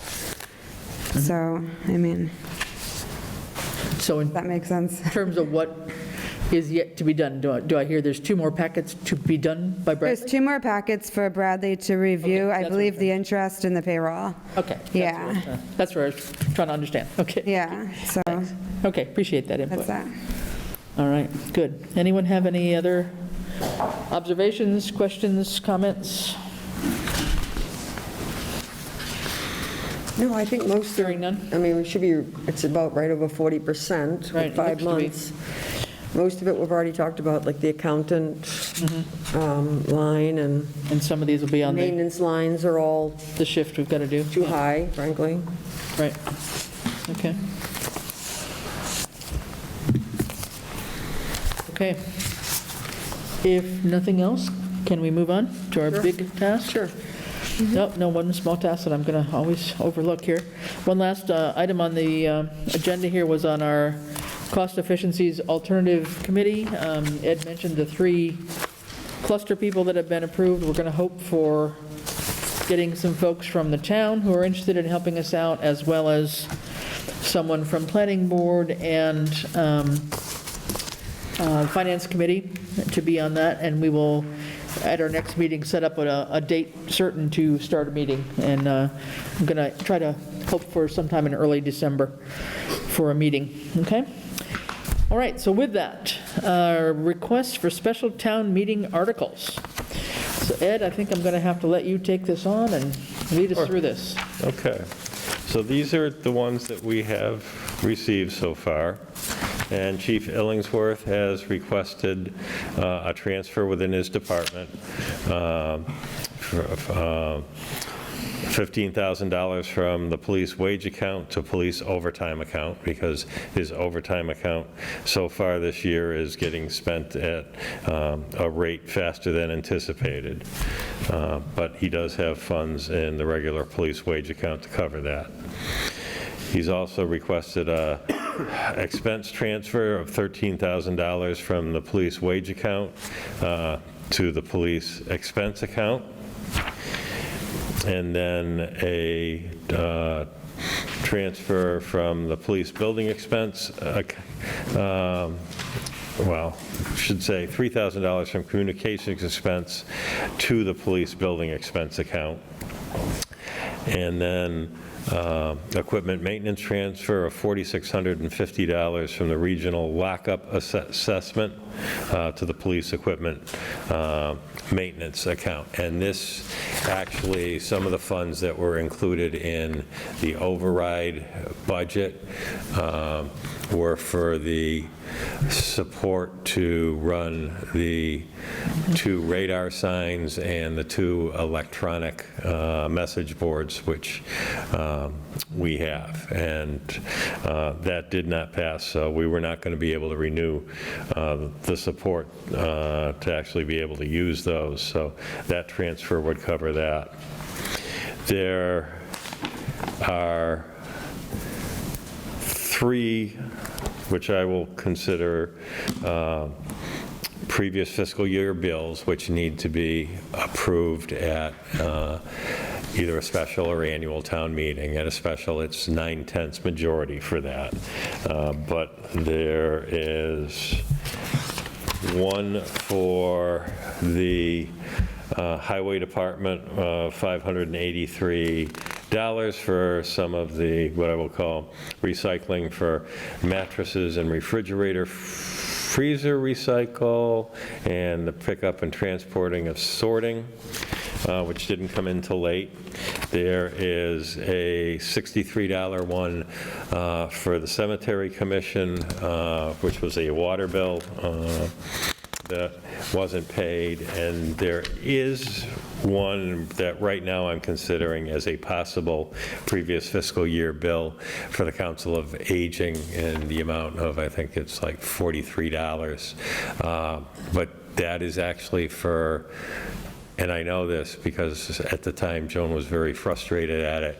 She kept trying to add a 3rd phone to her system, and I think she ordered it 3 separate times from WB Mason, and each of the 3 times they sent her the wrong brand of phone, which won't match up. So this may get taken care of in a credit. But those would be the 3 that I would consider previous fiscal year bills, which do need town meeting approval to actually be paid. We have the library request for funding to meet their state requirement, which is $9,879. Can I ask a question about that, or do you want to get through all of them first? 98, 97. No, ask him as we go along. Yeah. Okay, back to the bills. Yes. Would that be, because the books are already sort of evened out or closed out, would this be likely from free cash? No, but I would basically recommend that they be authorized to be paid, and they basically get paid out of fiscal year '22 funding By their departments? by their departments. Okay. And as 'Cause far as, we don't have any free cash, so. okay, right, we won't by then. All right, as far as the library, does it have to be in this breakdown? It has to be in this breakdown, correct, because they have certain accounts that actually count towards there. So much for wages, maintenance, and Yeah, utilities. And now I forget the 3 letters that. MAR. Thank you. Because I'm, yeah, towards their MAR. And at this point in time, to be transferred from account and it's left blank, my recommendation is going to be, I'm going to follow up on what John had recommended, and I'm going to use it actually for, as a recommended funding source for some of the others. There's a little over $16,000 in the retirement account that we, due to the discount, is there, won't be spent. So I would look at the $9,897 being transferred from that particular account. I guess my just concern about that is there was a lot of discussion around who got additional 2% raise. There was a lot of discussion about some PCFs that, from an equity standpoint. So I'm all for getting to minimum spending, but without any kind of like explanation on the wage part of it, I think we're just leaving ourselves open a little bit. Okay. In terms of having it broken down like this, you mean? Yeah. Yeah. Well, and without an explanation of Right. who are they going to and what's the rationale, because there's been a lot of discussion in the last 6 months about all this. But these are the current wages that are in the current budget. All we're doing is appropriating the money that's necessary to meet the formula requirements, correct? Correct. Without these funds, they'll have to reduce hours. Right. They'll have to what? Reduce their hours. Yeah. Right. They don't have enough Yeah. money to pay to keep the But this library open. during the- 6726 is in addition to what they're currently being funded at, correct? Because we short Yes. funded them, yes. Right, but did anybody's hours get cut? Yes. Yes, Okay, because, Okay, yeah, that has to be clear. yeah, because of the fact that they're reducing it, They basically. close the library on Mondays, right? Right. Right, so that really needs to be Right. clear, that people's hours were cut in order to, because of the budget. So Ed, this would come out of, if I'm understanding, this would come out of general fund, miscellaneous expenses, retirement contributory, right? Hang on a Well, second. that helps. Hang on. Page 3 of the expense report. Sounds right, but let me double check it now. And if so, it's 015-911.170, retirement contributory. Right now, there's $16,606 in there. Thank you. Okay, so that's one. Just one other tiny question before we move on. Just on the, back on the police radar signs and messaging boards, maintain subscription plans? What is that? What are they for signs like It's that?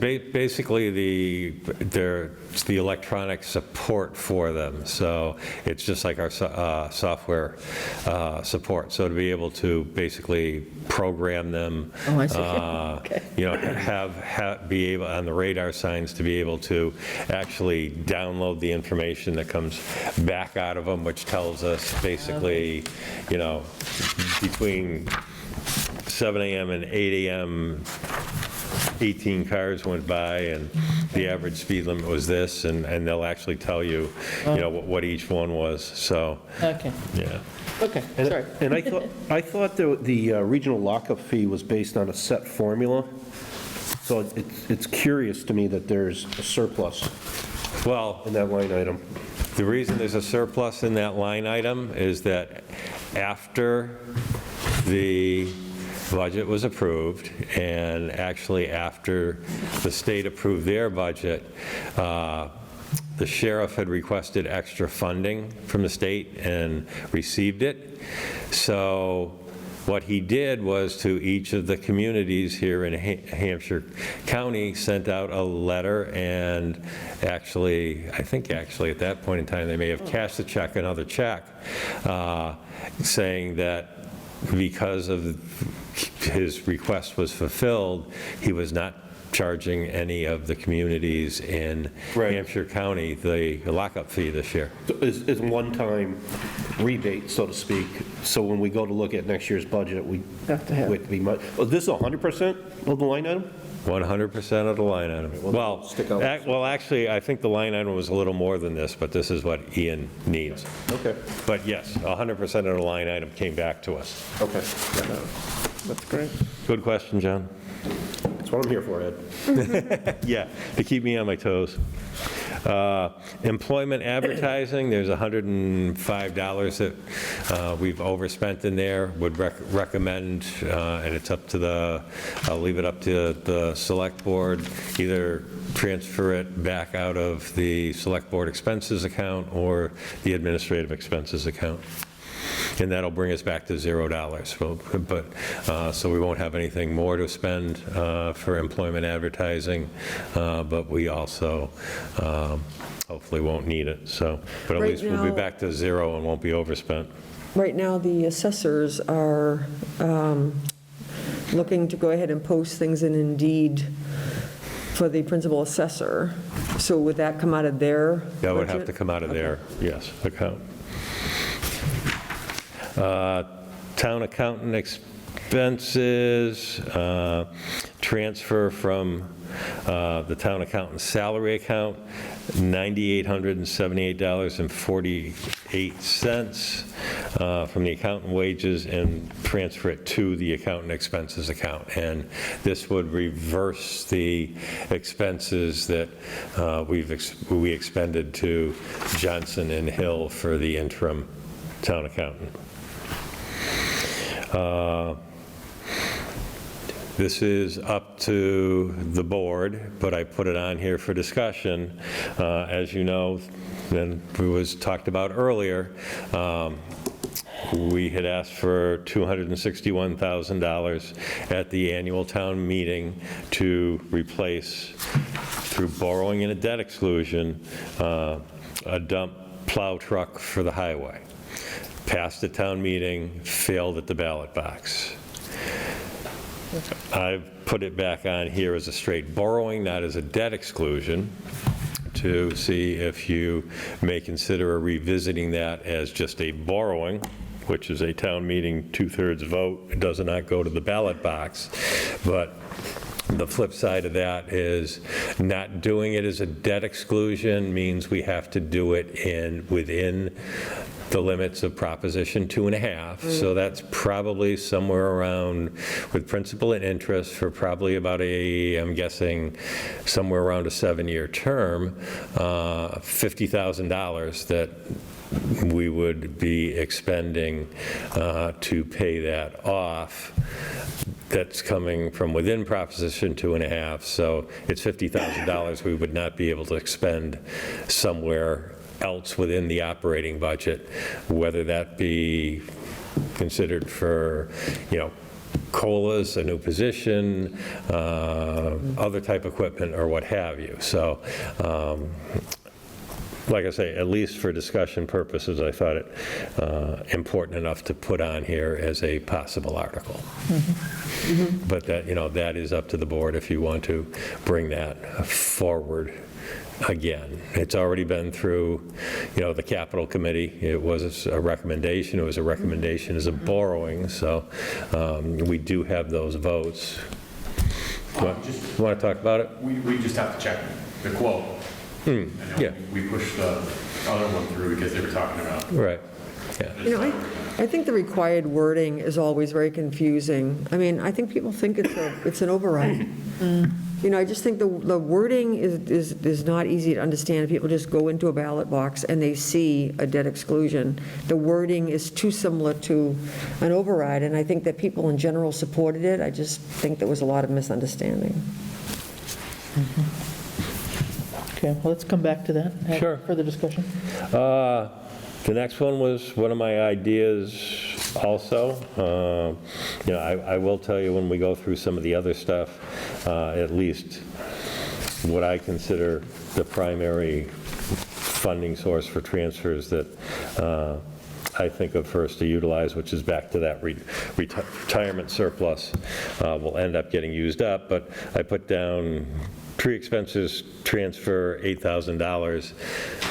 I will tell you, if you want to move forward with that, it's probably going to end up, we'd have to look at doing it out of operational stabilization. But, I will tell you, here we are in November. You'll look at your revenue report and say, but he's still got 5,000 in there. Well, no, he doesn't. He's got the tree company program to take down, some other ones that he's just waiting for him to do. So he's pretty much down to $0 at this point in time when we're only in November. So again, to me, at least in my risk management side, I know that account's underfunded. I know that there's probably going to be other trees that come up, and unless we do try to address it in some way, shape, or manner, what happens is he'll end up with $10,000 or $8,000 again for next fiscal year, and he'll probably have already $6,000 worth of trees already programmed. So, The exact same thing happened last year at the special town meeting. We Right, increased, exactly. was it by $10,000 that we increased the budget? What's that? Was it by 10,000 that we, or 8,000 rather? Well, we tried through the override to increase it by, I think it was $10,000. No, but last year at the special town meeting, we added some we funding added to more it. money Yes, to the and thing. I think it was Pretty much every time we've $10,000 we added to it. I I mean, think we should just call Eversource. as we work, heading into the winter Getting- season, I mean, if he's really that low already, I mean, Yeah. $8,000 for the year is a small amount, really, when you divvy it out with the Yeah. storms that we have that are not necessarily winter-related, too. So if he's had to use that already since July, I don't know. Brandon? Yeah? An editorial comment. I know Ron works extensively with Eversource to try and get everything he can from them without expending our town ones. I know he He does. does that first. Yeah. I was kidding, Randall. Oh, okay, I wasn't sure. He's on the phone with them and not live. I just thought I'd throw it out there. No, actually, they took over, don't they take like hundreds of trees down in the, they've done a lot of work in Yeah, this town. they have. They have, yeah. Yes, exactly. All right. Next up, we had have a request for the transfer station from Superintendent Kemp for $25,000 to be appropriated from the transfer station retained earnings account, which is there, to purchase 2 recycling containers, as he told you earlier, are severely failing and are in need of replacement. Can I ask a question about that? Since we're replacing that, does it impede, I mean, have people gotten hurt there? I mean, the stairs, carrying buckets and stuff, is there any other way to do it? Not that I can figure out. In fact, one of the reasons we have to replace these is, I would love to get it lower, Yeah. but it would involve excavation of the ground, and we're really close to that capped landfill. I've tried to analyze it and figure out better ways to do it, but this is the way I guess we got to continue to do it. And it's actually, Ed, my quote was for 25.5. Just if I can edit that out in, That's 25, but for 25.5. yeah. I noticed that today when I was going back through my notes, so. That's why I stayed here. I gotta run. Yeah. Is there anything else No, about I'm just, that? in terms of the stairs, whether there could be maybe more of a ramp situation rather than stairs? We lack space down there. We could do a lot of things if we had more space. I've wanted to expand segregation of certain materials, like we could recycle styrofoam. There's plenty of things we could do if we had more space. That's our limiting factor down there. And even though it might look like we can fit more things in, we have to have room for the trucks to get around to pick up the roll-offs. Yep. So I have not been able to identify any ways we can eliminate those. Okay. And just to confirm that that money will come out of the enterprise fund, not out of the general fund. I want that to be clear to the public. Right. So that's, the enterprise is funded by the ratepayers who utilize the transfer station. Yeah. And is there, just one question with that, because you got that grant, I believe, on the recycling, the 5,600 or something for the year, does any of that money go toward this, or what is that used for? It subsidizes operation of the transfer station. It's basically accounted for in the budget as revenue. Okay. Which then at the end of the year gets closed out and added to your retained earnings. So then in the next year. If we have retained earnings. I mean, we've gone $8,000 in the hole some years. It fluctuates depending on a lot of factors. Right, but the thing is, if you're able to save money and generate a profit, it gets closed out to your retained earnings. It doesn't get spent anywhere else so that you can make these purchases. Oh, right. I mean, it's good management for capital expenditures. Right. Yes. Yeah, it doesn't get returned at the end of the year if it's not used, right? Right. It's a recycling Yes. It's hard for incentive. a lot of people to, Yeah. the transfer station and the water department both operate under the same sort of enterprise fund, Yeah. where it's kind of separate from the general fund. Right. And we have different rules. Yeah. So, Okay. Thank you. all right, good night. Thanks a lot, Randall. Good night. Yeah. Okay, Ed, a couple more.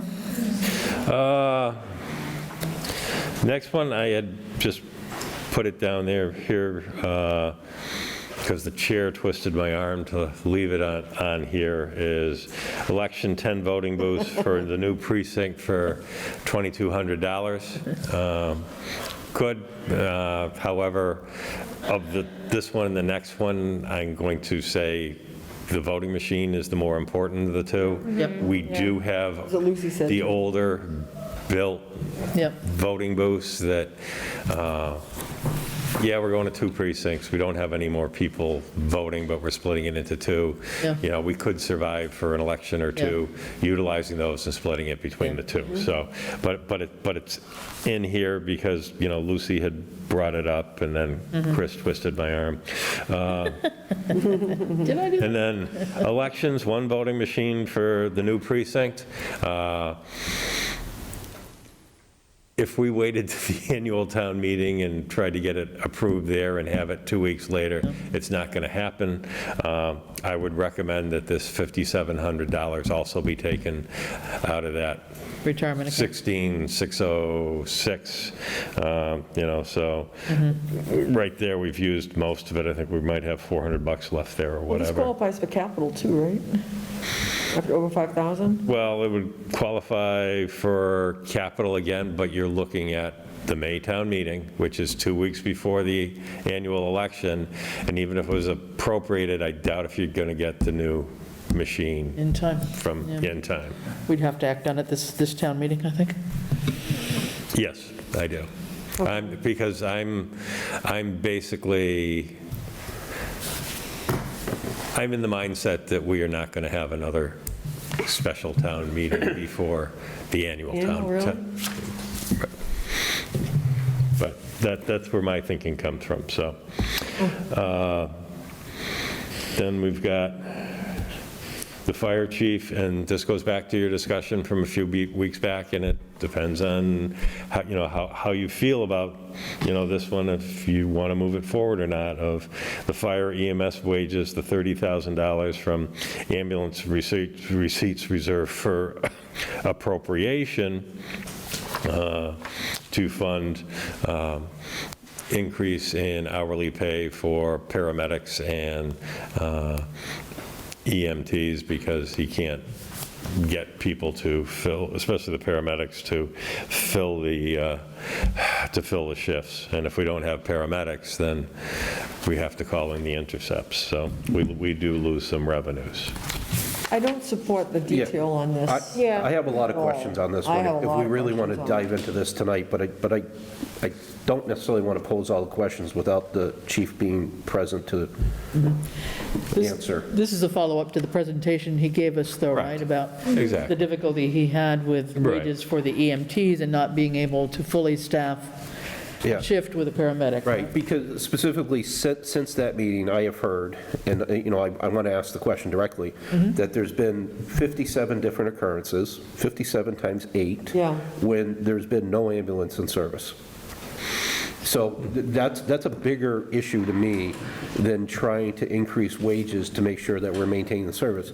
If the public thinks that there are 2 qualified people in the fire station 24/7, 365 days a year, and there's been 57 different episodes where that hasn't happened, that message needs to be communicated. Right, just to be clear with the public, though, there was mutual aid, so it wasn't like we weren't responding. And that's why I think it'd be better for the chief to be here, because what he's asking for, I think, is an increase in wage to retain what he has.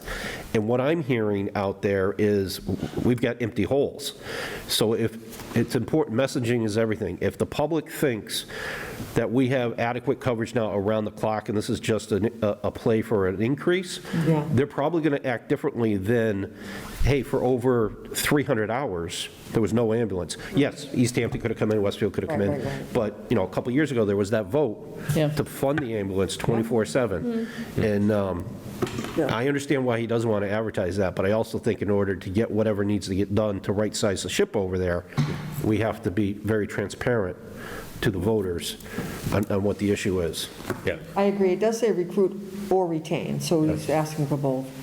And then mathematically, my math doesn't come up with 30,000. I come up with at least 35,000 that he's needed, and that's just for the increases. Well, and then I'm also going to caveat this one this way, is I already told him that I wasn't exactly sure that $30,000 would be available in that. And he goes, well, we take in $200,000 roughly a year in receipts. Well, we also appropriate or utilized $100,000 of that as revenue back for this fiscal year budget. And we also haven't done it yet, and I actually maybe I should think about asking you to add that to this one, 2 as a town meeting vote, because we're going to need it, because I think the actual payment comes up in April, but there's like $55,000 that we appropriate out of that account for the new ambulance payment. So with another 30, we're pretty close to that. If we do take in 200, we're pretty much there. And then, not to bring this back up, because I don't want to anger the chair, but one of the items on the outstanding list from the auditors is the coastal ambulance billing reports and summary and aging, and that's going back to 2020.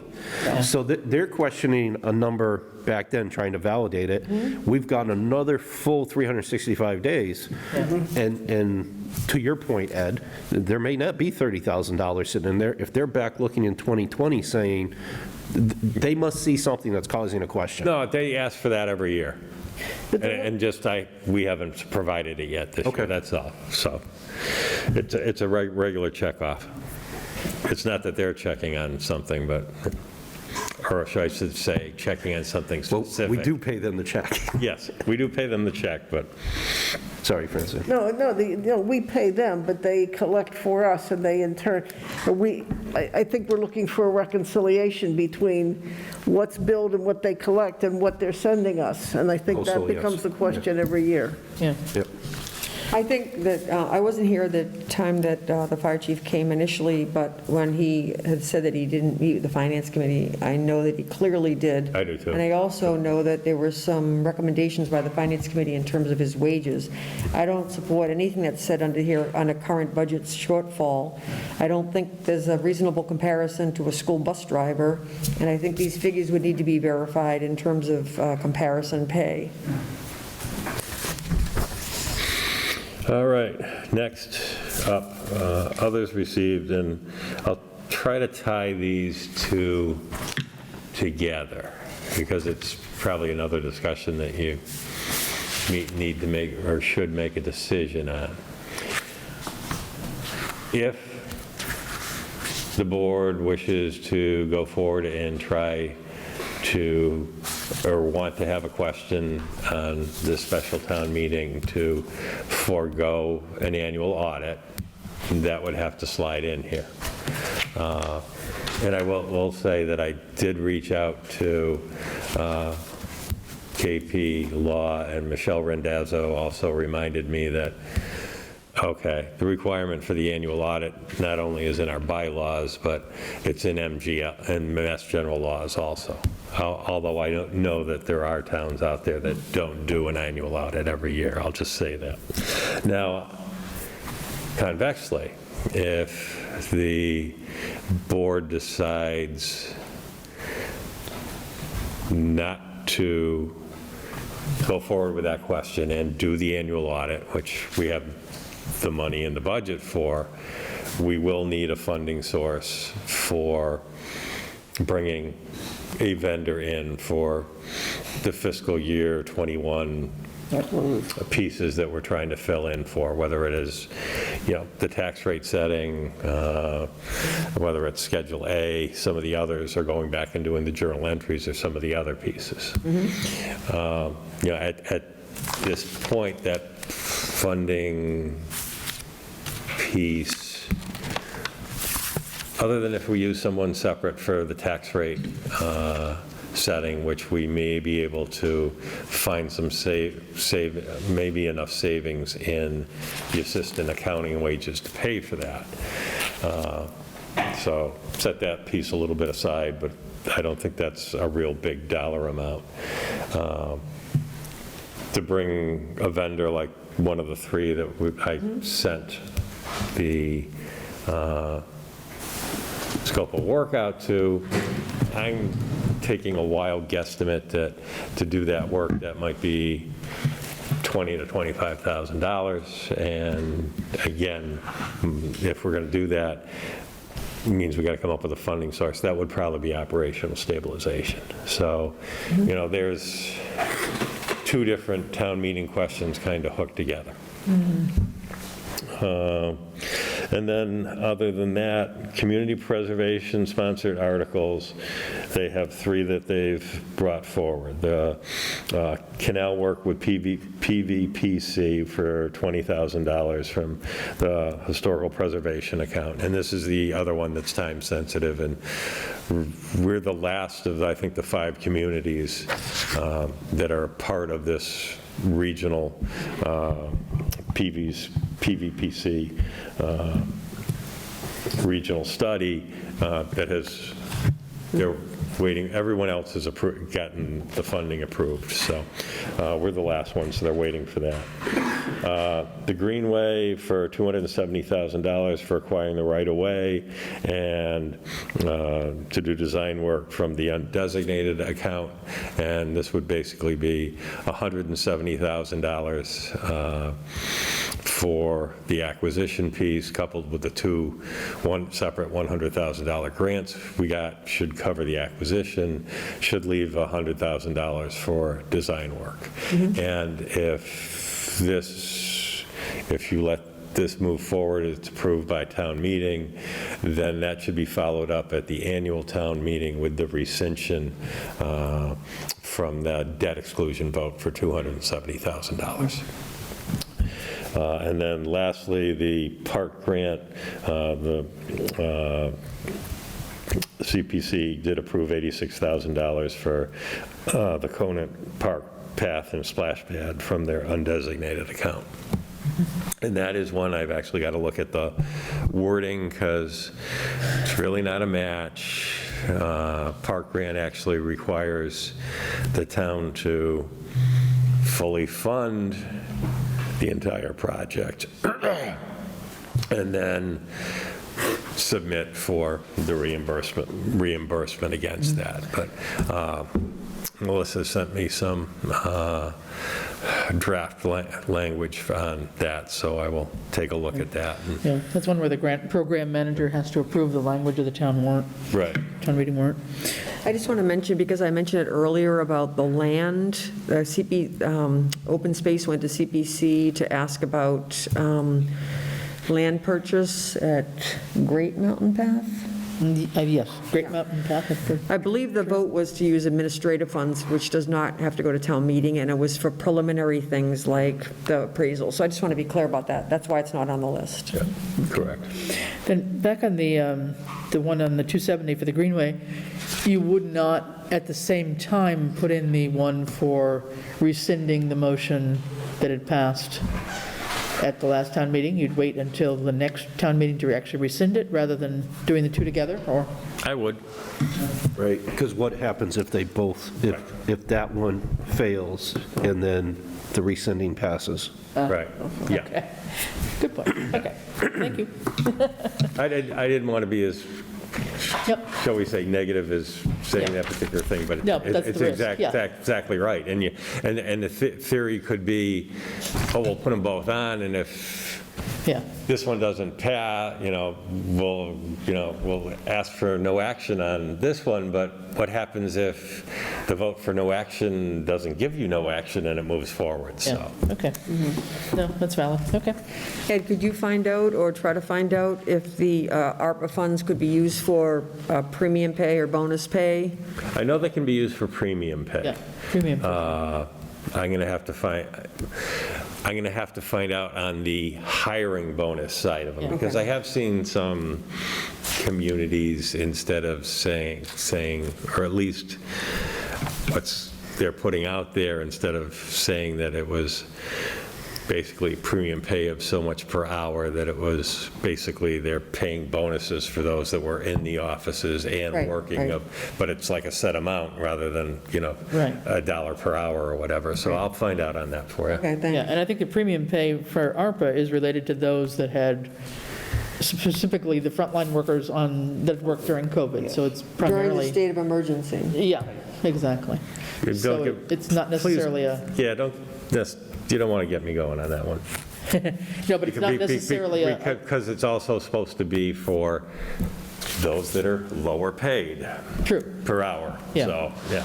But I mean, it's more those that are specifically COVID-related workers, rather Yes. than, say, a mechanic for the highway department, for example. But you can still argue that that is a COVID-related, Yeah, Okay. worker. They're out in the public, Well, doing jobs. Yeah, I think whatever. the unique thing in this particular case is, and it's silent on it, which it probably should be, but is that,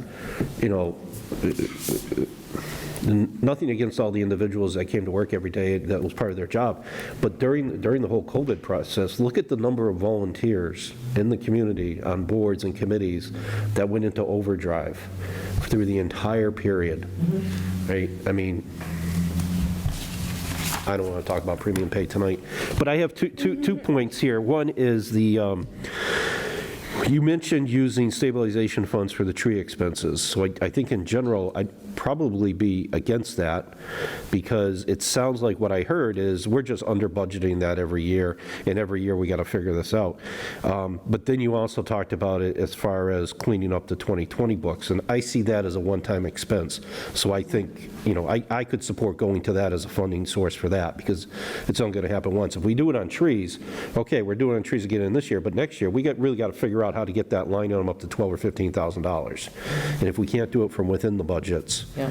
then, Yeah, like I say, I'm saying this from a risk management yeah. standpoint, and I look at it as, okay, we're liable if something happens between Yeah. now and July, so, but I would be in favor of using the Operation Stabilization to get us through the end of this year. But yes, that's an account that we really need to figure out and get it right. And then my only other observation, because I feel like our moderator is going to speak in a moment, is if there's any way to lump these all together instead of 17 separate items, I'm with you. There we go. Yes, Robert, please. Robert Floyd, College Highway Town Moderator. It's called a consensus budget, not a budget, but article, and you announce it at the beginning. I don't think this is the time to start doing that. I think it decreases transparency, but allegedly there is. If anybody has an exception, you pull that article out. I have good news. The good news is the special town meeting will take less time than the meeting tonight. Very good. We'll see about that. All right, I'm done. All right, very good, Robert. I don't want to break any records. We're all on the same page. Town meeting's on the 14th. Weather date is the next day, Wednesday, the 15th. In case the meeting needs to be continued from the 14th, it's the 15th. The warrant needs to be signed on the 23rd, 2 weeks from tonight. The town moderator, special town meeting, article information session is Wednesday, December 1st. Right. Usually it's a Thursday, but it's Wednesday, December 1st. Yep. And Forbes Library hired me to teach. I postponed tonight to next week. 46 people signed up. I wanted to be here, but I won't be here next week. I didn't know you may be considering a meeting. If you are, please ask me any questions. I'll be here, but I'll be here after 8 o'clock. Yeah. Okay. But if you have any questions, I'll answer them now. Okay. Chris? Yeah, I'm sorry. That is a person. All right, so I was looking at them. That's okay. Is your statement that it has to be signed on November 23rd, because that would be their normal meeting night? Because it has to be posted 2 weeks before, so It has that to be tells me... posted on the 29th. Right. So it could be signed 23rd, 24. Okay. Yeah. Okay. Yeah. 23rd, yes, with your Yeah, just following the normal meeting schedule. schedule, yeah. Okay. Thanks, Robert. I'm looking at wearing masks for the citizens, the voters, social distancing. One question comes to mind, since we're going to be indoors, are we going to have anybody wiping the filter for the microphones? Good idea. I wish I... Something to think about. Yeah, Yep. good idea. Okay. Because we'll have less microphones, so there'll be more use per mic. Correct.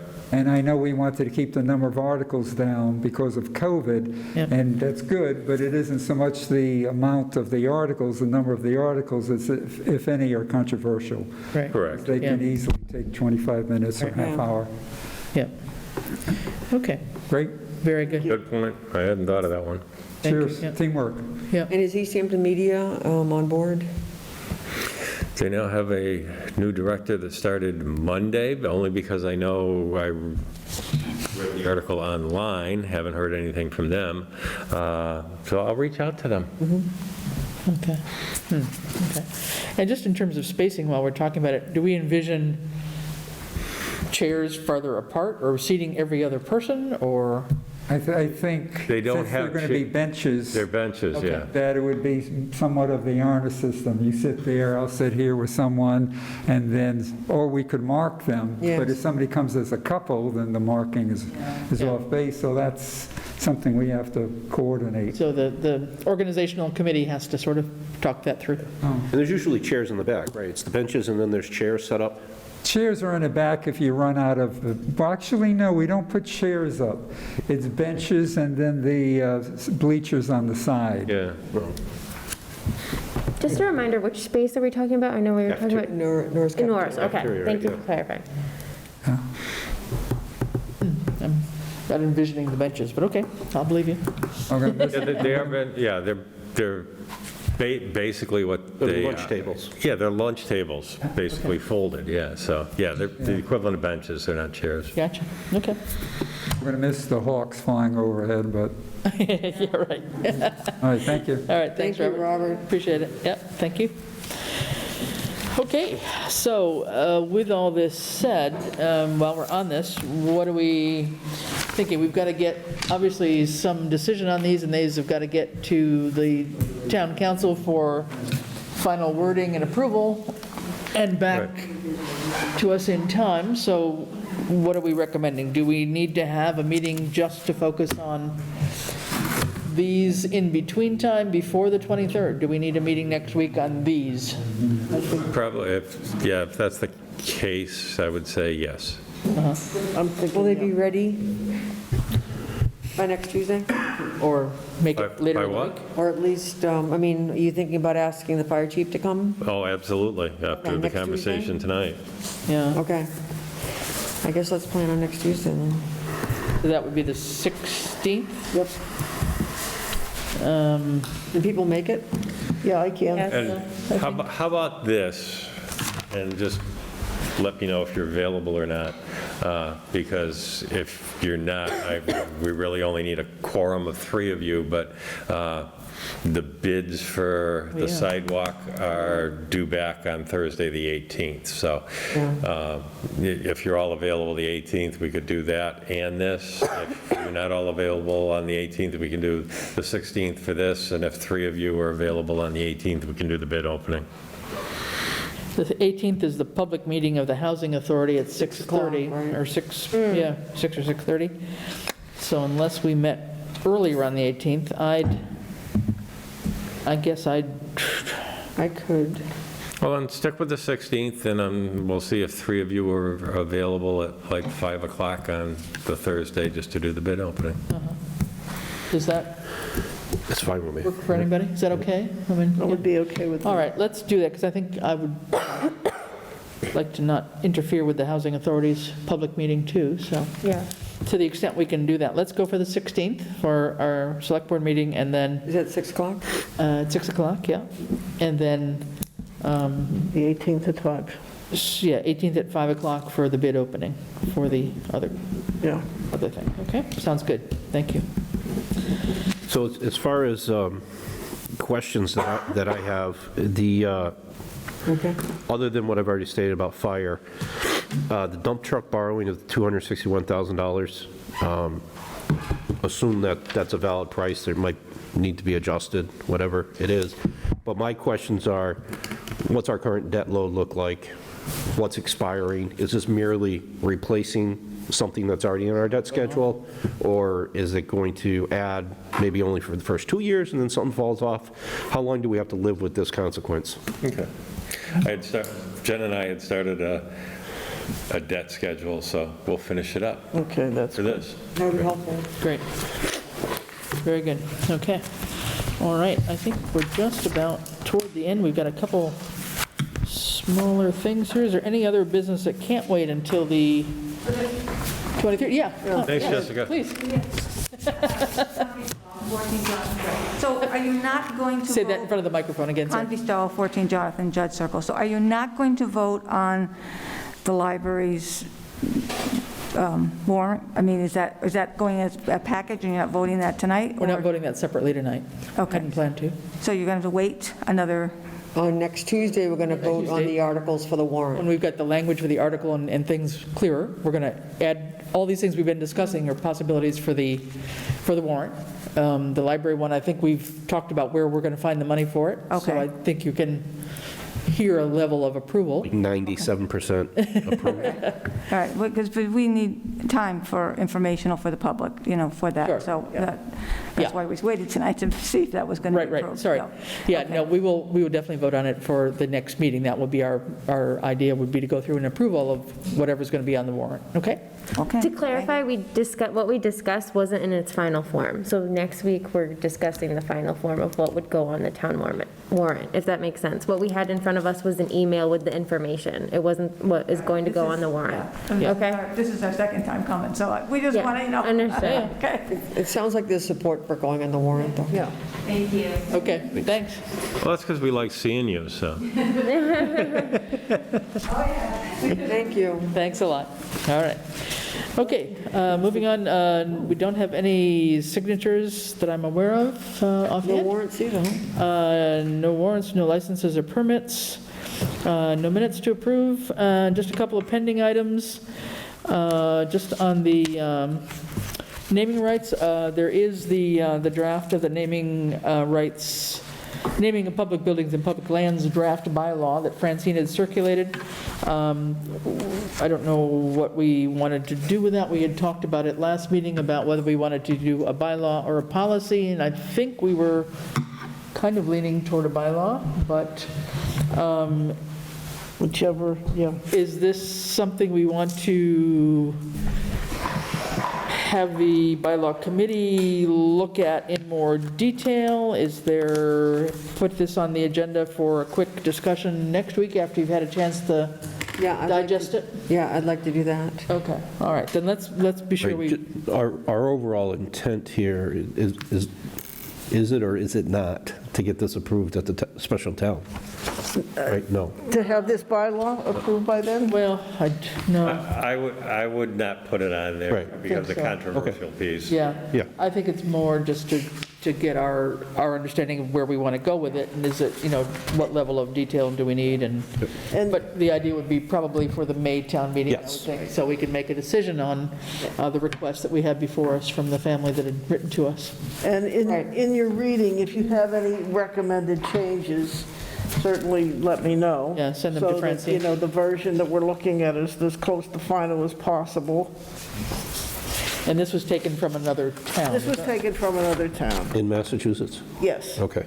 And you had said, I think, Francine, that we did get some feedback from our attorney about this, and in terms of who's able to name things. The issue came up about the naming at Conan Park. Does the park commission, does the school committee, will this address who actually is authority? It does say that. If you look at, under section 3, if you look at item 4, it does say, if you're talking about areas that constitute that are sub-areas that constitute less than 25% of the entire space, it does come under the jurisdiction of the department or the board and so on. So, it does give some flexibility to this. It's not all. Everything else would obviously have to go through annual or special town meeting. Yeah, and I think the challenge here is that a lot of this is on, naming of buildings and public lands, and actually the request before us is a bridge. So I don't know how. Well, they're saying, or I would consider that public land. Yeah. In some respects. But, Yeah, so we may have to think about that. Buildings/structures. Structures? Okay, thank you. You're welcome. All right, we'll take it. All right. So any further input and ideas, please send them on to That's just what Francine, we need, yep. so that the bylaws committee can take a look. All right. And next, then, Old Town Hall, just to say that we're hoping to have the working group having a meeting in the next week or so to kind of take a look again at the envelope study, because what we'd like to do would be to have a more complete scope of work done based on the priority,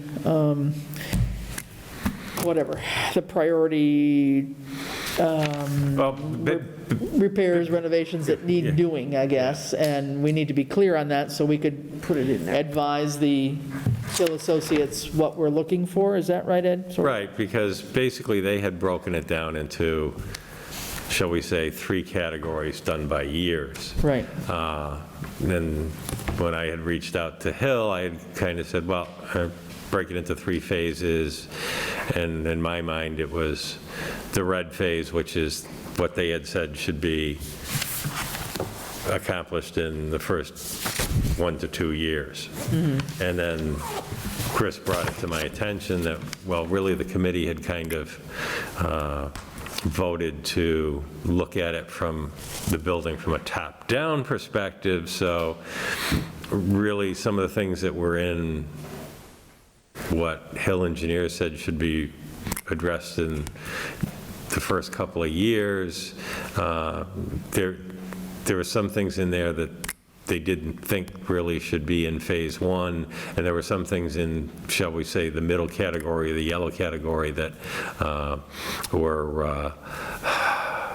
should be addressed earlier because they were closer to the top of the building, or more envelope related. So the committee is going to take a look at that and see if there's some way to kind of put the two ideas together and say, okay, these 3 from column A and these 2 from column B type of thing, to give them some, Hill a little more direction. Yeah, and so what, we don't have a figure yet, but the intent there was hoping that, we assumed that we had to work on just some basic painting and roof level repair type stuff, flashings, et cetera. And the idea was to be able to have some sum of money available, and again, to be added to the warrant was the original thinking, to allow a scope of work to be done. We've got to pay for a scope of work by Hill to then be able to send something out to bid. So we were trying to get this done to have a sense of what it might cost to do a scope of work, which we don't know. So we're going to hopefully have a meeting in the next few days, early next week, and see if we have some clarity we could give Hill, and maybe we could get a ballpark figure in time. I don't know. Anyway, that was part of the idea. Okay, other than that, nothing new on the other items, I think. Ed, you're still, yep? Just on the old town hall. Yeah. And this, I'll kind of use it to piggyback on the public safety project. The property right next door, 217 College Highway, is for sale. Yes. And the property line goes all the way back and mirrors up with the town hall. So it looks like an acre and a half, 2 acres. And we own the property right next door to it, where we're going to put the new septic system. Where that old Grange Hall was? Yep. I mean, I'm not suggesting anything. I'm just saying it's a unique opportunity for $360,000 to acquire land, which would encompass the town hall. And we're only moving the building across the street. Interesting. I don't know if anybody's thought about it, but Yeah, no, I saw the sign out there, it's been up for 6 days. earlier this week, okay. I just want to say something else about that, too. It might be helpful for the committee that's looking at the Old Town Hall to send a letter to the state, given the auditor's report about municipal buildings and the lack of funding. It might be good, because the study's already been done, just say that, this is what we're up against. Okay. All right. Okay, and then lastly, Ed is going to go out with his GPS and orange paint someday and work on the Clearwater boundary, right? Not until you get those other 3 projects I know, done. before snow Just flies, but January 1st. Have that done by January 1st. I have snowshoes, so. Can I just Let come me know, back Ed, to, I'll help you on that can I one. just come back to one thing that's really bugging me? go ahead. Would anybody be opposed if I wrote to Senator Vilas and right now our Representative Sabadosa about the money for the equipping the new precinct?